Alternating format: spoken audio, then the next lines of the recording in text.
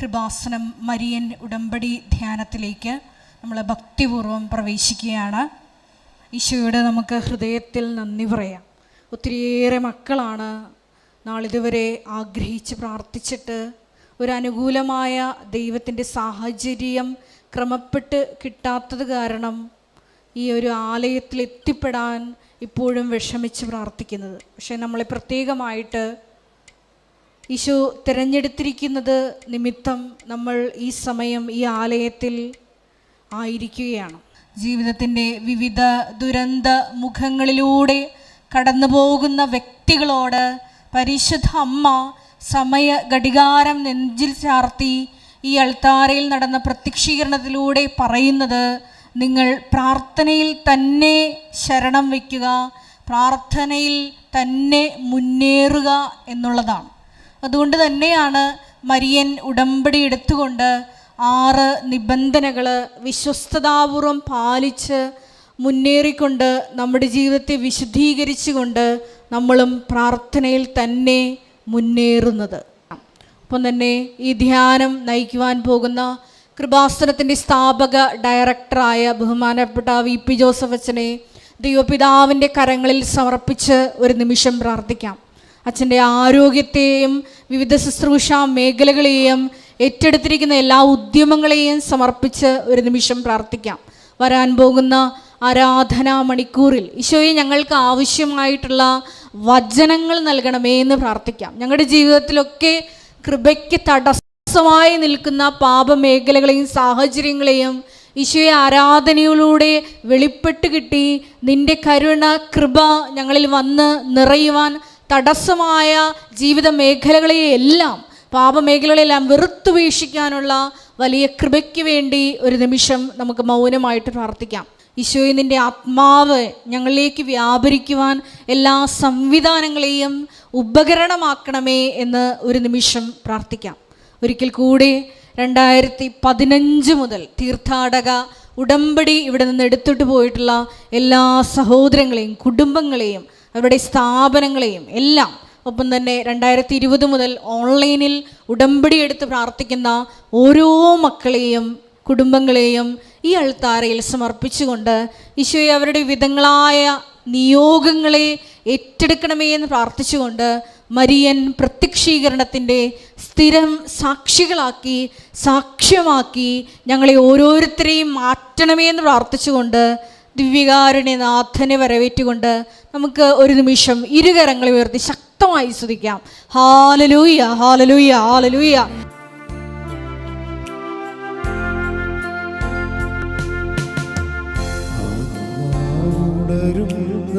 നിമിഷം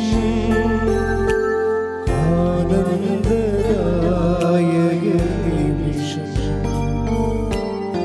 കണ്ണീർ തുടയ്ക്കാൻ മാറോട് ചേർക്കാൻ ഈശോ എഴുന്നള്ളും നിമിഷം ആരാധനയുടെ നിമിഷം ആത്മാവുണരുന്ന നിമിഷം ആനന്ദദായ നിമിഷം കണ്ണീർ തുടയ്ക്കാൻ മാറോട്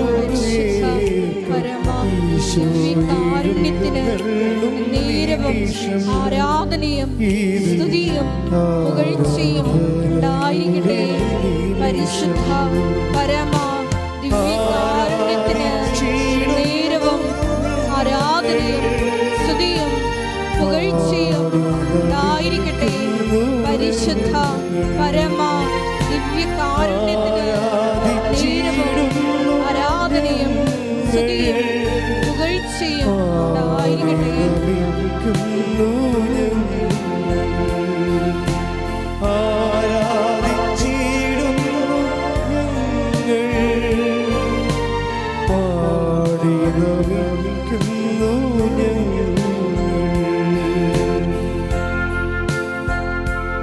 സ്തുതിച്ച് പ്രാർത്ഥിക്കാം. Hallelujah, hallelujah. മഹത്വം, മഹത്വം, ആരാധന, ആരാധന. Hallelujah, hallelujah. ഈശോയെ ഞങ്ങൾ ഞങ്ങളുടെ കുടുംബങ്ങളുടെ മേല് കരുണയോടെ നീ നോക്കണമേ എന്ന് പ്രാർത്ഥിക്കുന്നു. ഞങ്ങളുടെ ഈ ജീവിത ആവശ്യങ്ങളെ സന്ധിക്കണമേ എന്ന് പ്രാർത്ഥിക്കുന്നു. Hallelujah, hallelujah. മഹത്വം, മഹത്വം. ആരാധന, ആരാധന. ഹല്ലേലൂയ.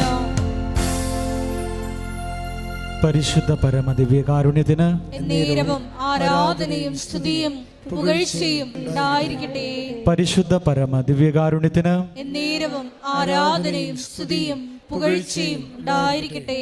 പരിശുദ്ധ പരമദിവ്യകാരുണ്യത്തിന് എന്നേരവും ആരാധനയും സ്തുതിയും പുകഴ്ചയും ഉണ്ടായിരിക്കട്ടെ. ദിവ്യകാരുണ്യ തിരുസന്നിധിയിൽ ഭക്തിയോടെ നിന്നുകൊണ്ട് കൃപാസനം പ്രത്യക്ഷീകരണ മധ്യസ്ഥ പ്രാർത്ഥന നമുക്ക് ഏറ്റുചൊല്ലാം. അമ്മേ പരിശുദ്ധ അമ്മേ, അമ്മേ പരിശുദ്ധ അമ്മേ, ദൈവമാതാവേ, ദൈവമാതാവേ, കൃപാസനത്തിലൂടെ ഞങ്ങൾക്കും ഞങ്ങളുടെ ദേശത്തിനും അമ്മ മാധ്യസ്ഥം തേടിത്തന്ന എല്ലാ അനുഗ്രഹങ്ങൾക്കും കൃപകൾക്കും ഞങ്ങളിപ്പോൾ ഹൃദയം നിറഞ്ഞ നന്ദി പറയുന്നു. നമുക്ക് സ്തുതിച്ച് പ്രാർത്ഥിക്കാം. ഹല്ലേലൂയ. ആരാധന കർത്താവേ സ്തുതിക്കുന്നു, തിരുനാമത്തെ മഹത്വപ്പെടുത്തുന്നു. Hallelujah, hallelujah. എല്ലാ കൃപകൾക്കും നന്ദി പറയുന്നു. ഹല്ലേലൂയ.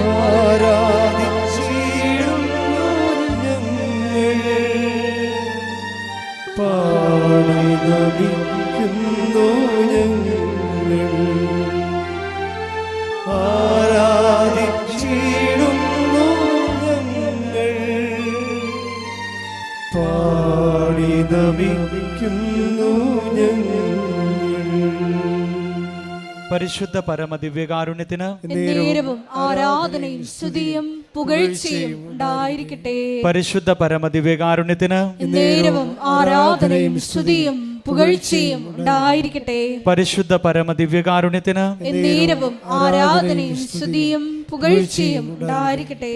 അമ്മേ പരിശുദ്ധ അമ്മേ, അമ്മേ പരിശുദ്ധ അമ്മേ, ദൈവമാതാവേ, ദൈവമാതാവേ, 2004 ഡിസംബർ 7-ാം തീയതി ഉച്ച കഴിഞ്ഞ് 2:30 കൃപാസനത്തിൽ സംഭവിച്ച അമ്മയുടെ പ്രത്യക്ഷപ്പെടലിനെ കുറിച്ച് തിരുസഭയ്ക്ക് സമർപ്പിച്ചിരിക്കുന്ന പഠനരേഖകളുടെ വസ്തുനിഷ്ഠവും ദൈവശാസ്ത്ര വിധിപ്രകാരമുള്ളതുമായ അന്വേഷണ പഠനങ്ങൾ നടത്തി ആ പ്രത്യക്ഷപ്പെടലിലൂടെ പ്രകടമായ ദൈവമാതാവിന്റെ പ്രത്യേക കരുതലും സംരക്ഷണവും വെളിപ്പെടുത്തുന്ന പീഡിതരുടെ ആശ്വാസവും പ്രവാചകന്മാരുടെ രാജ്ഞിയും വാഗ്ദാനത്തിന്റെ പേടകവും പ്രപഞ്ച പ്രകൃതിയുടെ മാതാവുമായ പരിശുദ്ധ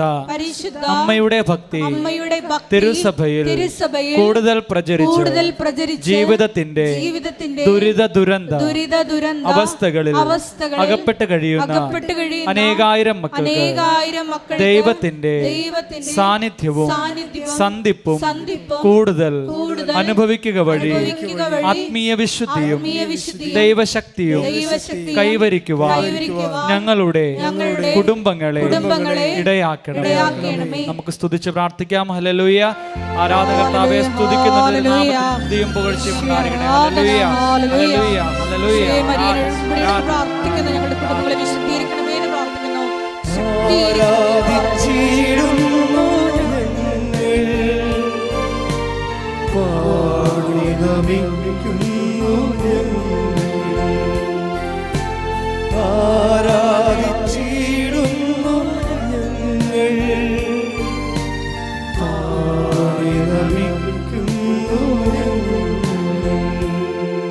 പരിശുദ്ധ പരമദിവ്യകാരുണ്യത്തിന് നേരവും ആരാധനയും സ്തുതിയും പുകഴ്ചയും ഉണ്ടായിരിക്കട്ടെ. പരിശുദ്ധ പരമദിവ്യകാരുണ്യത്തിന് നേരവും ആരാധനയും സ്തുതിയും പുകഴ്ചയും ഉണ്ടായിരിക്കട്ടെ. പരിശുദ്ധ പരമദിവ്യകാരുണ്യത്തിന് നേരവും ആരാധനയും സ്തുതിയും പുകഴ്ചയും ഉണ്ടായിരിക്കട്ടെ.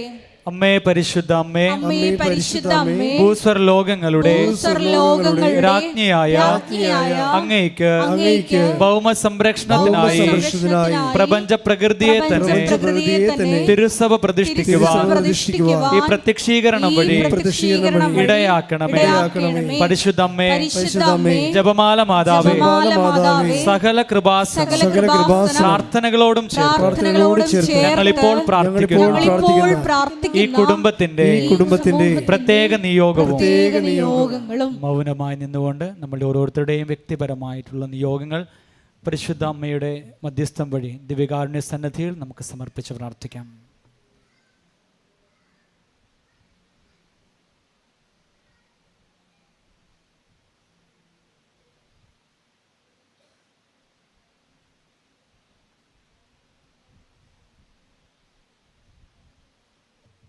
അമ്മയുടെ പ്രത്യക്ഷീകരണത്തിന്റെ ഈ അനുഗ്രഹവേളയിൽ ഞങ്ങൾക്ക് സാധിച്ചു തരുവാൻ കനിയണമേ. ആമേൻ. നമുക്ക് സ്തുതിച്ച് പ്രാർത്ഥിക്കാം. Hallelujah, hallelujah, hallelujah. മഹത്വം, ആരാധന, ആരാധന. ഹല്ലേലൂയ. യേശുവേ നന്ദി, യേശുവേ ആരാധന. Hallelujah, hallelujah. മഹത്വം, മഹത്വം, ആരാധന, ആരാധന. ഹല്ലേലൂയ.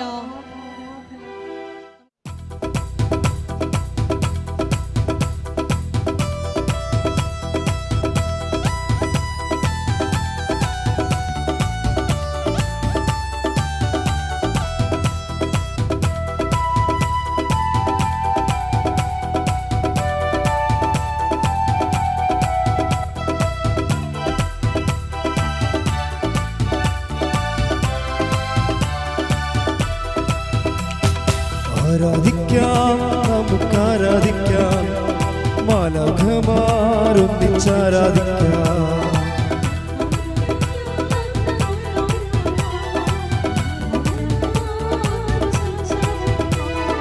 ആരാധിക്കാം, നമുക്കാരാധിക്കാം, ആത്മാവിൻ ശക്തിയോടെ ആരാധിക്കാം.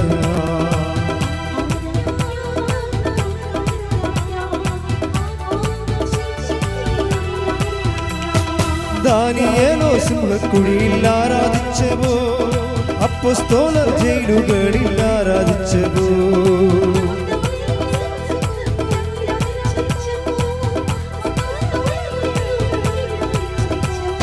ദൈവജനം രക്തം ചിന്തി ആരാധിച്ചവോ, കഷ്ടതയിൽ ഞങ്ങളങ്ങേ ആരാധിക്കുന്നു.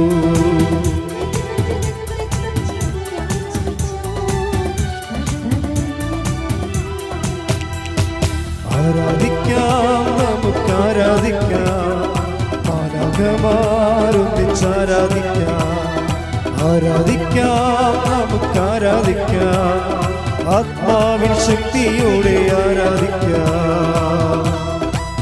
പ്രാർത്ഥിക്കാം. Hallelujah, hallelujah. മഹത്വം, മഹത്വം. ഒരിക്കൽ കൂടി ഈ ധ്യാനം നയിക്കുവാൻ പോകുന്ന ബഹുമാനപ്പെട്ട വി.പി. ജോസഫ് അച്ഛനെ ഈ അൽത്താരയിൽ സമർപ്പിച്ച് പ്രാർത്ഥിക്കുന്നു. ഞങ്ങൾക്ക് ആവശ്യമായിട്ടുള്ള വചനം നൽകണമേ എന്ന് ഞാൻ പ്രാർത്ഥിക്കുന്നു. വചനത്താൽ ഞങ്ങളെ വിശുദ്ധീകരിക്കണമേ എന്ന് പ്രാർത്ഥിക്കുന്നു. ശക്തീകരിക്കണമേ എന്ന് പ്രാർത്ഥിക്കുന്നു. വഴി നടത്തണമേ എന്ന് പ്രാർത്ഥിക്കുന്നു. ആത്മാവിൽ ധന്യരാക്കണമേ എന്ന് പ്രാർത്ഥിക്കുന്നു. Hallelujah, hallelujah. മഹത്വം, മഹത്വം. ആരാധന, ആരാധന. Hallelujah, hallelujah, hallelujah.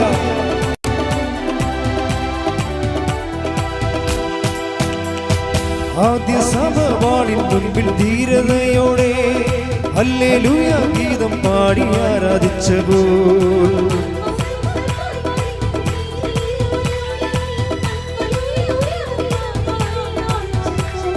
യേശുവിനായി ലോകത്തിൽ മരണം വന്നാലും ഹല്ലേലൂയ ഗീതം പാടി ആരാധിക്കുമേ.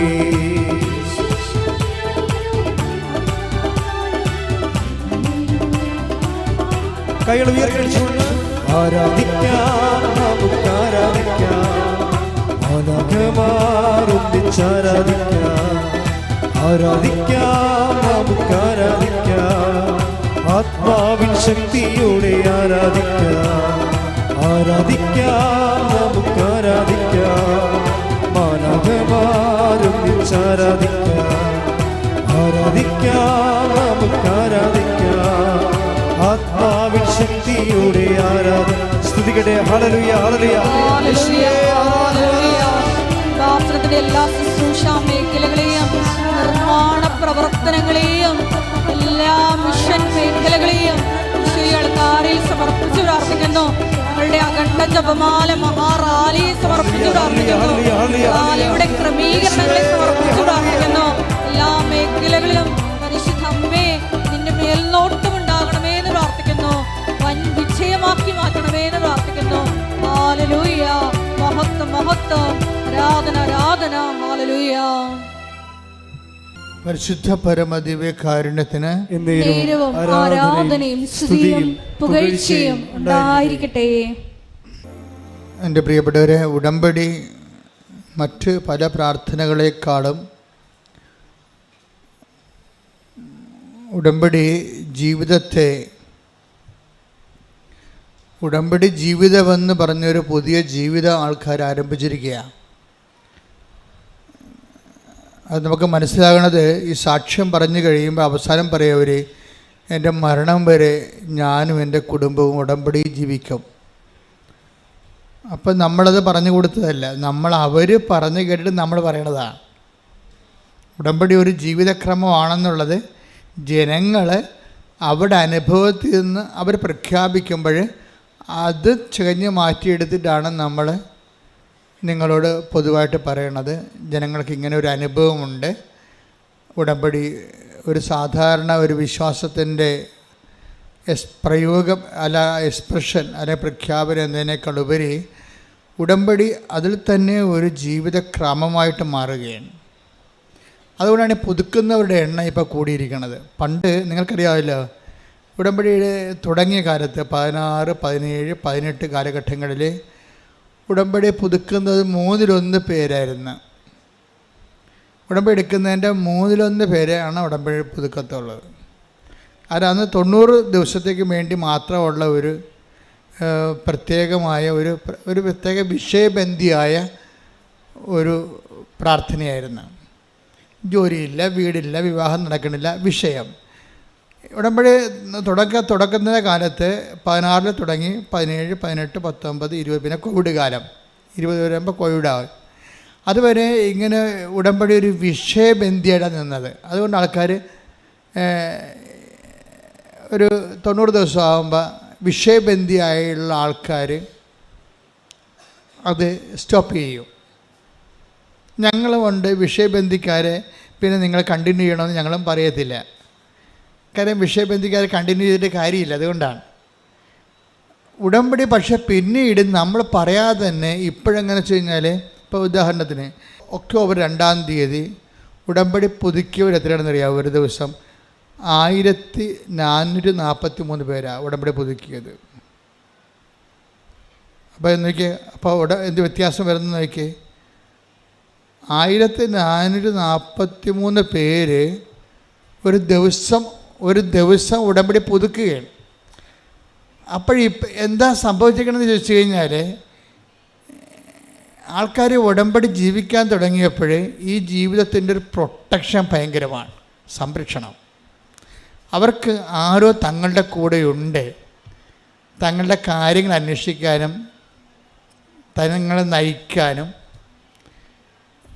അമ്മയുടെ കൃത്യമായ സാന്നിധ്യം അവരനുഭവിച്ചിട്ട് ഉടമ്പടി നിലനിൽക്കുന്നതാണ് നല്ലത് എന്ന് തോന്നണം. പിന്നെ മുമ്പത്തേക്കാൾ സന്തോഷം, കുടുംബത്തിലൊക്കെ വിശുദ്ധീകരണം, വചന വായനയൊക്കെ ഉള്ളത് കാരണം നല്ല ആധ്യാത്മികമായ പരിസരം, തിന്മയിൽ വീഴാതിരിക്കാനുള്ള ഒരു സംരക്ഷണം, ആകപ്പാടെ വല്ലാത്ത ഒരു ദൈവമായ അഭിഷേകത്തിൻ്റെ ഒരു കാലം. അപ്പം അതുകൊണ്ടാണ് ആൾക്കാർ സാക്ഷ്യം പറയുമ്പോഴും നമ്മളാരും പറഞ്ഞിട്ടില്ല, അവർ തന്നെത്താൻ പറഞ്ഞാണ്, ഞാനും എൻ്റെ കുടുംബവും മരണം വരെ ഉടമ്പടിയിൽ നിലനിൽക്കുമെന്ന്. കാര്യത്തിൽ ഉടമ്പടിയുടെ ഒരു സംരക്ഷണവും, അതുപോലെ തന്നെ ഏത് മേഖലയിൽ ചെന്നാലും ഏത് നമുക്ക് സഹായിക്കാൻ പറ്റാത്ത സ്ഥലത്ത് ചെന്നാലും ദൈവത്തിൻ്റെ ഒരു ഇടപെടൽ നമുക്ക് വ്യക്തമാകും. അവിടെ നമുക്ക് ചിലവൊന്നുമില്ല. ആകപ്പാടുള്ള ചിലവെന്ന് പറയണത്, ഉടമ്പടി നമുക്കുള്ള ഒരു ചിലവെന്ന് പറഞ്ഞാൽ എന്താ? വളരെ സൂക്ഷ്മതയുള്ള ഒരു ചിലവെന്ന് പറഞ്ഞാൽ ഞാൻ നോക്കിയിട്ട് വിശ്വസ്തതയിൽ വെള്ളം ചേരുന്നുണ്ടോ എന്ന് മാത്രം നോക്കിയാൽ മതി. വേറെ ഒന്നുമില്ല, സിമ്പിളാണ്. മൊത്തം ഉടമ്പടി നമ്മൾ പഠിക്കുമ്പോഴും ആൾക്കാരെ എല്ലാ ദിവസവും ഞാൻ കാണുമ്പോഴും എനിക്ക് മനസ്സിലാകണത് ഉടമ്പടി സിമ്പിളായിട്ട് കൈകാര്യം ചെയ്യാം. നമ്മൾ ശ്രദ്ധിക്കേണ്ട ഒരു പോയിൻ്റേ ഉള്ളൂ ഉടമ്പടിയിൽ ശ്രദ്ധിക്കേണ്ട. എന്താണ്? വിശ്വസ്തതയിൽ വെള്ളം ചേർക്കുന്നുണ്ടോ എന്ന് നോക്കിയാൽ മതി. കാര്യം ഇത് കോവനൻ്റ് ആയത് കാരണം, ഉടമ്പടി ആയ കാരണം നമുക്ക് വേണ്ടത് വിശ്വാസത്തെക്കാൾ ഉപരി എന്താണ്? പെർസ്വേറിങ് ഫെയ്ത്താണ് വേണ്ടത്. ഫെയ്ത്ത് നമ്മൾ സാധാരണ മനുഷ്യർക്ക് ഫെയ്ത്ത് മതി. ഉടമ്പടിയിൽ വേണ്ടത് പെർസ്വേറിങ് ഫെയ്ത്താണ്. എന്ന് വെച്ച് കഴിഞ്ഞാൽ ഇങ്ങനെ പിന്തുടർന്ന് നിലനിൽക്കുന്ന ഫെയ്ത്താണ്. എൻഡ്യൂറിങ് ഫെയ്ത്ത് എന്ന് എന്ത് വേണമെങ്കിൽ പറയാം. അതായത് നിലനിൽക്കുന്ന ഒരു വിശ്വാസം. വിശ്വാസത്തിനൊരു കുഴപ്പമുള്ളതെന്ന് വെച്ച് കഴിഞ്ഞാൽ അല്പവിശ്വാസമെന്ന് ഈശോ ഒരു തരം ബ്രാൻഡ് ചെയ്തിട്ടുണ്ട്. ചില വിശ്വാസം ഈശോ വന്നപ്പോഴാണ് ബ്രാൻഡിങ് ഭയങ്കരമായത്. പണ്ട് എല്ലാം വിശ്വാസമാണെന്ന് പറഞ്ഞ ആൾക്കാർ ഇരിക്കുകയായിരുന്നു. യഹൂദന്മാർക്ക് അങ്ങനെ ഒരു ധാരണയായിരുന്നു, വിശ്വാസം എല്ലാം വിശ്വാസമാണെന്ന്. ഈശോ വന്നപ്പോൾ വിശ്വാസത്തിൻ്റെ ഗ്രേഡ് ബ്രാൻഡ് ചെയ്ത്, എന്നിട്ട് ഈശോ പറഞ്ഞു, അല്പവിശ്വാസി, നീ സംശയിച്ചത് എന്തിന്? അപ്പോൾ വലിയ അടുത്തുള്ള അരുമ ശിഷ്യനാണ്. അവൻ്റെ കയ്യിൽ നിന്ന് കൈവിട്ടു പോയി. ഒരു നിമിഷം അവൻ സംശയിച്ചു പോയി. അപ്പോൾ ഉടനെ അടുത്ത് നിൽക്കുന്നത് ആരാണ് എന്ന് മറന്നുപോയി. ക്രിസ്തുവിനേക്കാളുപരി കടലിനെ കണ്ട് അവൻ പേടിച്ചു പോയി. അപ്പോൾ ക്രിസ്തു നിൽക്കുന്ന കാര്യം മറന്നിട്ട് അവൻ്റെ അനുഭവം കാരണം അവൻ പെട്ടെന്ന് സംശയിച്ചു പോയപ്പോൾ അവൻ താഴേക്ക് പോയി. അപ്പോഴാണ് കൈ നീട്ടിക്കൊണ്ട് കർത്താവ് പറയുന്നത്, അല്പവിശ്വാസി. That means short time faith. Short time faith എന്ന് വെച്ച് കഴിഞ്ഞാൽ ആൾക്കാരുടെ കൂട്ടത്തിലുള്ള ഒരു ബ്രാൻഡഡ് ഫെയ്ത്താണ് ഷോർട്ട് ടൈം ഫെയ്ത്ത്. എന്ന് വെച്ച് കഴിഞ്ഞാൽ കുറച്ച് കാലത്തേക്ക് വിശ്വസിക്കുന്നു. വചനത്തെ പ്രതി ക്ലേശവും സങ്കടങ്ങളും ഉണ്ടാകുമ്പോൾ അവൻ വിട്ടുപോകുന്നു. Take the word of God. അതായത് 13:21 വചനം കേട്ടിട്ട് ഉടനെ സസന്തോഷം സ്വീകരിക്കുകയും തന്നിൽ വേരില്ലാത്തതിനാൽ അല്പനേരം മാത്രം നിലനിന്നിട്ട് വചനത്തെ പ്രതി ക്ലേശവും പീഡയും ഉണ്ടാകുമ്പോൾ തൽക്ഷണം വീണു പോവുകയും ചെയ്യുന്നവനാണ് പാറമേൽ വീണ വിത്ത്. ഇതാണ് അല്പനേരം. എന്താണ് അല്പവിശ്വാസി എന്ന് വെച്ച് കഴിഞ്ഞാൽ ഇത് കണക്ട് ചെയ്യണത് പത്രോസിൻ്റെ കടലിൽ മുങ്ങിത്താഴുന്നതുമായിട്ട് ബന്ധപ്പെട്ടതാണ്. കാര്യം ഈശോ എന്താ പറഞ്ഞത്? പ്രഭു, പത്രോസ് പറഞ്ഞു കടലിലെ മീതെ ഈശോയെ കണ്ടപ്പോൾ പത്രോസ് പറഞ്ഞു, പ്രഭു അങ്ങാണെങ്കിലേ എന്നെ കൂടി അങ്ങയുടെ അടുക്കിലേക്ക് വരാൻ അനുവദിക്കുവിൻ. അപ്പോൾ ഈശോ എന്താ പറഞ്ഞു? വരൂ എന്ന് പറഞ്ഞു. അതാണ് വചനം. അപ്പോൾ ആ വരൂ എന്ന് പറഞ്ഞ വചനത്തിലാണ് വിശ്വസിക്കേണ്ടത്. അതിന് പക്ഷേ പത്രോസിന് ആ വരൂ എന്ന വചനം മറന്നുപോയി. പക്ഷെ വചനത്തെ പ്രതി അതിനെ ഈ വരൂ എന്ന് പറഞ്ഞിട്ട് കാര്യമില്ല, അതിനെ പ്രതിയുള്ള കുറച്ച് ക്ലേശങ്ങളുണ്ട്. ആ വരൂ എന്ന് പറഞ്ഞാൽ എളുപ്പമല്ല. Take the bird. പത്രോസ് അവനോട് പറഞ്ഞു, കർത്താവേ അങ്ങാണെങ്കിൽ ഞാൻ ജലത്തിനു മീതെ കൂടി അങ്ങയുടെ അടുത്തേക്ക് വരാൻ കൽപ്പിക്കുക. വരൂ അവൻ പറഞ്ഞു. അപ്പം വരൂ എന്നാണ് അവൻ പറഞ്ഞിരിക്കുന്നത്. പക്ഷെ വരൂ എന്ന് പറഞ്ഞാൽ പിന്നെ ചെല്ലേണ്ട കാര്യം ആരുടേതാണ്? നമ്മുടേതാണ്. അതത്ര ഈസിയല്ല. വരുമെന്ന് പറയുമ്പോൾ ആദ്യത്തെ ഉണ്ടാകുന്ന ചിരിയും സന്തോഷവും ആവേശവും ഒക്കെ കുറച്ച് കഴിയുമ്പോൾ മാഞ്ഞു പോവും. ഓരോ വചനവും നടപ്പിൽ വരാൻ അതിൻ്റെ കറസ്പോണ്ടിങ് പേയ്മെൻറ്റ് എന്ന് വെച്ച് കഴിഞ്ഞാൽ അതിൻ്റെ അർത്ഥം എന്ന് വെച്ച് കഴിഞ്ഞാൽ അത് നടപ്പിൽ വരുത്താൻ ആവശ്യമായ ചെലവ് പടികളുണ്ട്. മനസ്സിലായി? അല്ലാതെ നമ്മൾ വിശ്വസിക്കണമെന്ന് പറഞ്ഞാൽ ദൈവം ഏക്കത്തില്ല. ദൈവം നമ്മുടെ ഒരു വിശ്വാസവും ടെസ്റ്റ് ചെയ്യാതെ എടുക്കത്തില്ല. ഈ കളികളെ കൃത്യമായിട്ട് മനസ്സിലായില്ലെങ്കിൽ നമ്മുടെ ഈ പാരമ്പര്യ വിശ്വാസം കൊണ്ടിരിക്കും, ഒരു പണിയും നടക്കത്തില്ല. ദൈവത്തിൻ്റെ സ്വഭാവം നമ്മൾ എന്ത് കാലെ പിടിച്ച് പറഞ്ഞാലും ദൈവം പറയും, ഓക്കെ പറയണതെല്ലാം ഞാൻ കേട്ടു, പക്ഷേ ടെസ്റ്റ് ചെയ്യാനുണ്ട്. എല്ലാം. പത്രോസിനെ വരെ പറയും ടെസ്റ്റ് ചെയ്യാനുണ്ട്, നീ പറയണ കാര്യം സത്യമാണോ എന്ന് എനിക്ക് ടെസ്റ്റ് ചെയ്യണമെന്ന് പറയും. അതുകൊണ്ട് വരുമെന്ന് പറയും. പിന്നെ വരുമെന്ന് പറയുമ്പോൾ നമ്മളൊക്കെ നമ്മൾ കുണുങ്ങി ചാടി അങ്ങോട്ട് ചെല്ലും. കുറച്ച് കഴിയുമ്പോൾ ടെസ്റ്റ് വരും. എന്താണ്? പത്രോസ് കടലിനെ നോക്കും, കാലും നനയും. അപ്പോൾ താഴേക്ക് കർത്താവിനെ മാറ്റിയിട്ട് കടലിനായിട്ട് നോക്കുമ്പോൾ യു എന്ന് അങ്ങോട്ട് എടുക്കും. അതായത് കർത്താവിനെ നോക്കിപ്പോയ ആളാണ് പെട്ടെന്ന് പകച്ചു പോകും. ഈ പെട്ടെന്ന് പകച്ചു പോണതല്ല, പെട്ടെന്ന് പകച്ചു പോണ അനുഭവങ്ങൾ ദൈവം തരും. മനസ്സിലായില്ലേ? അത് നമ്മളെപ്പോഴും ശ്രദ്ധിക്കണം. പെട്ടെന്ന് പകച്ചു പോണതല്ല, പെട്ടെന്ന് നമുക്ക് പകച്ചു പോകുന്ന രീതിയിലുള്ള അനുഭവങ്ങൾ ദൈവം തരും.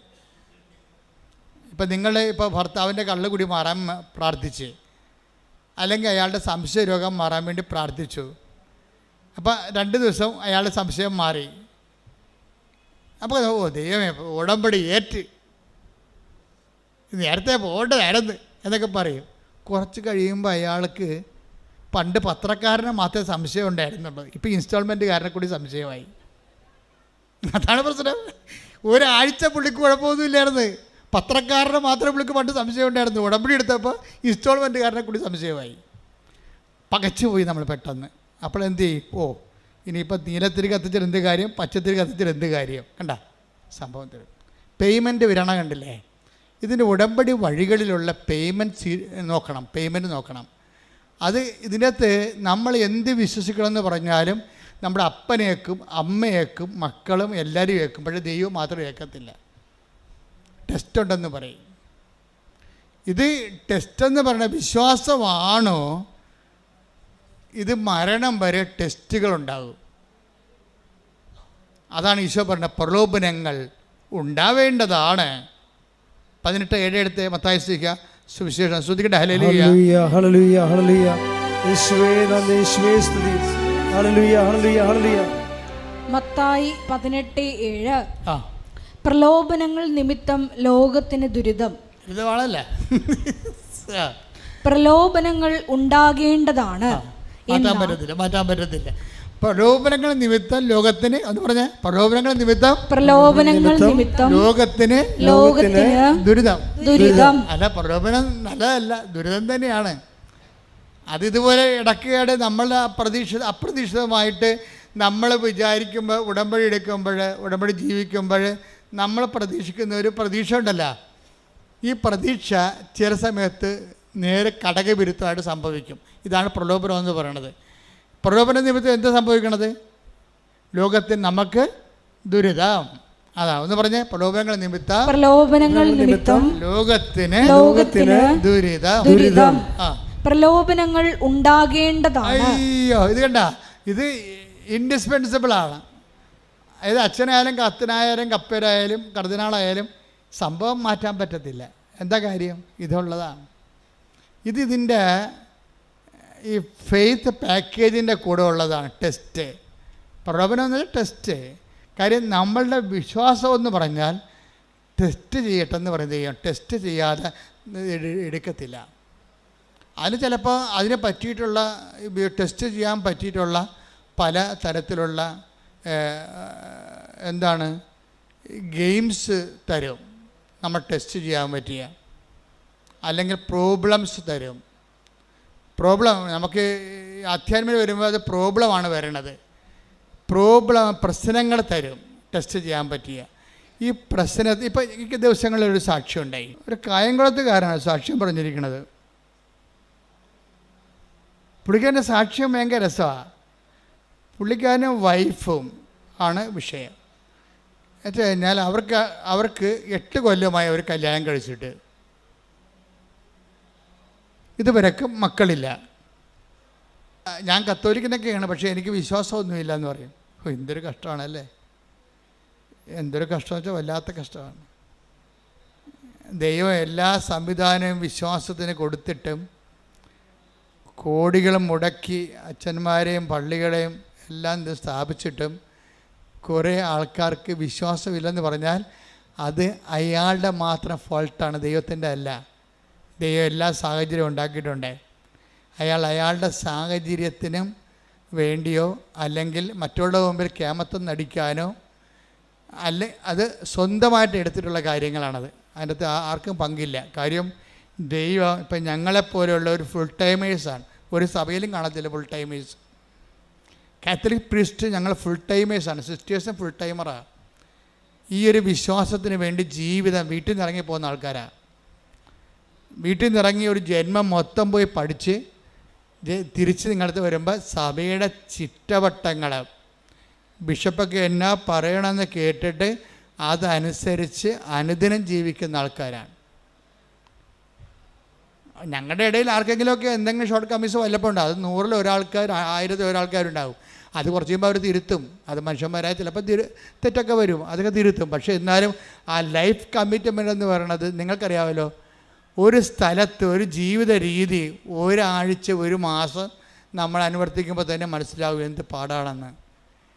അപ്പോൾ ഇത്രയും സംവിധാനങ്ങൾ ദൈവം നിങ്ങൾക്ക് ഉണ്ടാക്കി ഇട്ടിട്ട് അവനൊരു വിശ്വാസത്തിൻ്റെ കുടുംബത്തിൽ ജനിച്ചിട്ട് അവന് വിശ്വാസമില്ല എന്ന് പറഞ്ഞാൽ അത് അയാളുടെ മാത്രം ഉത്തരവാദിത്വമാണ്, വേറെ ആരും എൻ്റെ അടുത്ത് ബാധകമല്ല. പുള്ളി അതിന് പറഞ്ഞ ന്യായം എന്ന് വെച്ച് കഴിഞ്ഞാൽ പുള്ളി പറഞ്ഞ ഇതാണ്, എനിക്ക് ശാസ്ത്രമാണ് വിശ്വാസം എന്നാണ്, ദൈവമല്ല. ഞാൻ എല്ലാം ശാസ്ത്രത്തിനെയാണ് അടിസ്ഥാനപ്പെടുത്തിയിരിക്കുന്നത്. അതുകൊണ്ട് ഇങ്ങനെയുള്ള സ്ഥലത്തൊക്കെ വരുമ്പോൾ ഞാൻ എന്ത് ചെയ്യുന്നറിയാമോ, ഈ തിരക്ക് കണ്ടിട്ട് അവളുടെ തലക്ക് അസുഖമായിട്ടാണ് ഇവിടെ അവളെന്നെ വലിച്ചുകൊണ്ട് ഇവിടെ കൊണ്ടുവന്നത്. മക്കളില്ല, എന്നിട്ടും തോന്നിയ ദിവസം പറഞ്ഞുകൊണ്ടിരിക്കുകയാണ്. എന്തൊരു കഷ്ടമാണ് മനുഷ്യൻ്റെ കാര്യം. 8 വർഷമായിട്ട് മക്കളില്ല, എന്നിട്ടും ഇവിടെ കൊണ്ടുവന്ന് ഭാര്യനെ തോന്നിയ ദിവസം പറഞ്ഞുകൊണ്ടിരിക്കുകയാണ്. എന്നിട്ട് അവസാനം ഇതിവിടെ വന്നിട്ട് നോക്കിയിരുന്ന് ഭാര്യ പ്രാർത്ഥിച്ചെന്ന് തോന്നുന്നു. ഉടമ്പടിയൊന്നും എടുത്തില്ല, പോയി. രണ്ടും കൂടി ഉടമ്പെടുക്കാതെ പോയി. ഇവൾ ഈ തിരക്കിൽ ഈ ഭാര്യയും ഭർത്താവിനെ ഈ തിരക്കിലോട്ട് കൊണ്ടുവന്ന കാരണം അത് പറയണേ, ഞാൻ ഓട്ടോറിക്ഷ പോലും പിടിക്കാതെ അവളെ നടത്തിച്ച് കൊണ്ടുപോയെന്ന് ഇവിടെ കലവൂർ വരെ. അതെല്ലാം കഴിഞ്ഞ് വീട്ടിൽ പോയി കഴിഞ്ഞിട്ടും മക്കളെ വേണമെന്നുള്ള ആഗ്രഹം ഭാര്യയ്ക്കുണ്ട്. ഭാര്യയ്ക്ക് വിശ്വാസമുണ്ട് അവളെ. പക്ഷേ ഈ മനുഷ്യനെ വിശ്വാസമില്ലാത്ത ആളെയും ചോന്നുകൊണ്ട് പോയാൽ വിശ്വാസം ഉള്ളവരുടെ വിശ്വാസം കൂടി പോകും. അത് കാരണം അവളെന്ത് ചെയ്യുന്നറിയാമോ, ഈ മനുഷ്യനെ ഇട്ടും ഒരു അനുഭവം കിട്ടിയല്ല, അത് കാരണം ഒളിച്ചും പാത്തും അവിടെ നിന്ന് ഉണ്ടയിട്ട് വീട്ടിൽ നിന്ന് വേറെ ഒരു ദിവസം വന്ന് ഒറ്റയ്ക്ക് വന്ന് ഉടമ്പടി എടുത്ത്. അപ്പോൾ അവൾക്ക് പേയ്മെൻ്റ് ആയില്ല. അതാണ് ഞാൻ പേയ്മെൻ്റ് എന്ന് പറയണത്. ഭർത്താവ് ഇവിടെ വന്ന് നോക്കിയിട്ടും തന്നെ വലിച്ച് ഇഴച്ച് വീട്ടിൽ കൊണ്ടുപോയിട്ടും പിന്നെ അവളെ ഒറ്റയ്ക്ക് വന്ന് ഉടമ്പടി എടുത്ത് നിങ്ങൾക്കറിയാമല്ല, അമ്മ സത്യമല്ലേ, ദൈവം സത്യമാകുന്ന പോലെ തന്നെ. അതുകൊണ്ട് ഇതെല്ലാം കാണുന്ന ദൈവമില്ലേ, അവൾ അത്രയും പേയ്മെൻ്റ് അവിടെ നടത്തിയിട്ടുണ്ടെന്ന് മനസ്സിലായില്ലേ. അമ്മ എന്ത് ചെയ്യുന്നറിയാവാ, ഈ ഉപ്പ് കഴിച്ച് തിരികെ എത്തിച്ചപ്പോൾ തന്നെ ആ ആഴ്ച തന്നെ അവൾ പ്രഗ്നൻ്റായി.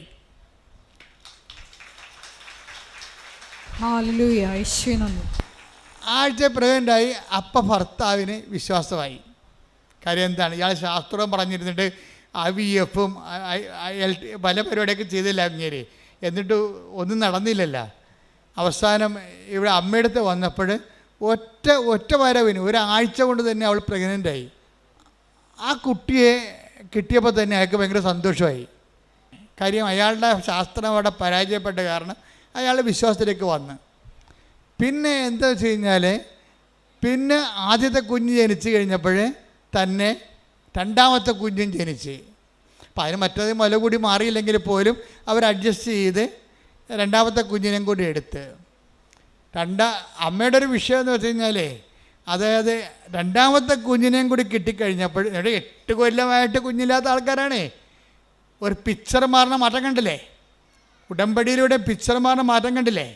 അതായത് ഈ 2ാമത്തെ കുഞ്ഞിനെയും കിട്ടിക്കഴിഞ്ഞപ്പോൾ 3ാമത്തെ കുഞ്ഞിനെയും പ്രഗ്നൻ്റായി. അതോടുകൂടി ആ ചേടത്തിയുടെ പടം കൊഴിഞ്ഞ്. നമ്മൾ വിശ്വാസികളെന്ന് പറയുന്ന ആൾക്കാർ പക്ഷെ ദൈവം അംഗീകരിക്കത്തില്ല. അതാണ് പ്രശ്നം, ദൈവം അംഗീകരിക്കത്തില്ല. ഇപ്പം എന്ത് ചെയ്ത് അവൾക്ക് ഈ കുഞ്ഞിനെ 3ാമത്തെ കുഞ്ഞിനെ കൊല്ലണം. എങ്ങനെയുണ്ട് പരിപാടി? പണ്ടൊരു കുഞ്ഞിന് വേണ്ടി തെണ്ടി നടന്നതാണ്. ഇപ്പം 3ാമത്തെ കുഞ്ഞിനെ കണ്ടപ്പോൾ ഭർത്താവിൻ്റെ അടുത്ത് വന്ന് രാത്രിയും പകലും ഇവൾ നിലവിളിക്കുകയാണ്. എന്തിനാണ്? നമുക്കിതിനെ അബോർട്ട് ചെയ്ത് കളയാം, നമുക്കിതിനെ അബോർട്ട് ചെയ്ത് കളയാം. എന്താണ്ട് കാര്യം? ഒരു കുഞ്ഞിനെ എങ്ങനെയാണ് കൊല്ലണേടി? നീ എന്താ ഇങ്ങനെ പറയണത്? അപ്പോൾ അയാൾക്ക് വിശ്വാസം ഇല്ലെന്ന് പറഞ്ഞെങ്കിലും ഇപ്പം വിശ്വാസം കിട്ടിയപ്പോൾ അയാൾക്ക് സത്യസന്ധമായ വിശ്വാസം കിട്ടി. അയാൾ പറയണത് കൊലപാതകമല്ലേ ഇവൾ പറയണത്. വെച്ചാൽ നമുക്ക് എന്തെങ്കിലും കിട്ടുമ്പോൾ നമുക്കൊരാശ്വാസം സന്തോഷം ഉണ്ടാകുമ്പോൾ വിശ്വാസമുണ്ട്. ആ വിശ്വാസത്തിന് വേണ്ടി നമ്മൾ വില കൊടുക്കേണ്ടി വരികയാണെങ്കിൽ അയ്യോ എൻ്റെ 5 പൈസ ഇല്ലെന്ന് പറയും, ഞാൻ ചെയ്യത്തില്ല, നമുക്ക് വേണ്ടെന്ന് പറയും. കണ്ട, ഇത് ഇങ്ങനെയൊക്കെയുള്ള കള്ള വിശ്വാസങ്ങൾ ആൾക്കാർക്കുണ്ട്. അതാണ് വിശ്വാസത്തിൻ്റെ ഗ്രേഡ് തിരിക്കണതിൻ്റെ കാര്യം. വലിയ വിശ്വാസം, ചെറിയ വിശ്വാസം എന്നൊക്കെ ഈശോ പറയത്തില്ലേ? അതിൻ്റെ കാര്യം അല്പവിശ്വാസമുണ്ട്, ചെറിയ വിശ്വാസമുണ്ട്, വലിയ വിശ്വാസമുണ്ട്. അപ്പോൾ ഈ വിശ്വാസത്തിന് പേയ്മെൻറ്റ് കൊടുക്കണ അനുസരിച്ചാണ് വിശ്വാസം വലുതാകണത്.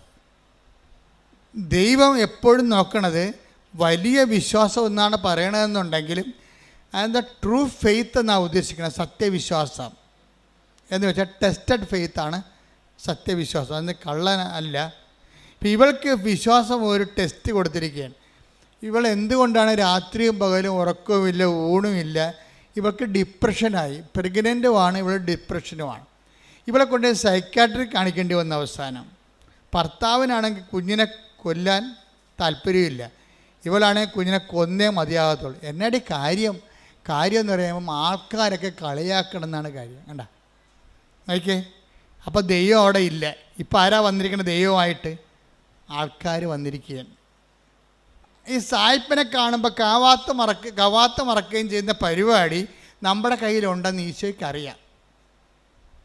അതുകൊണ്ട് ടെസ്റ്റ് ചെയ്യണ പലപ്പോഴും ഒരു സൊസൈറ്റിനെ വെച്ചുകൊണ്ടാണ് ടെസ്റ്റ് ചെയ്യത്തുള്ളത്.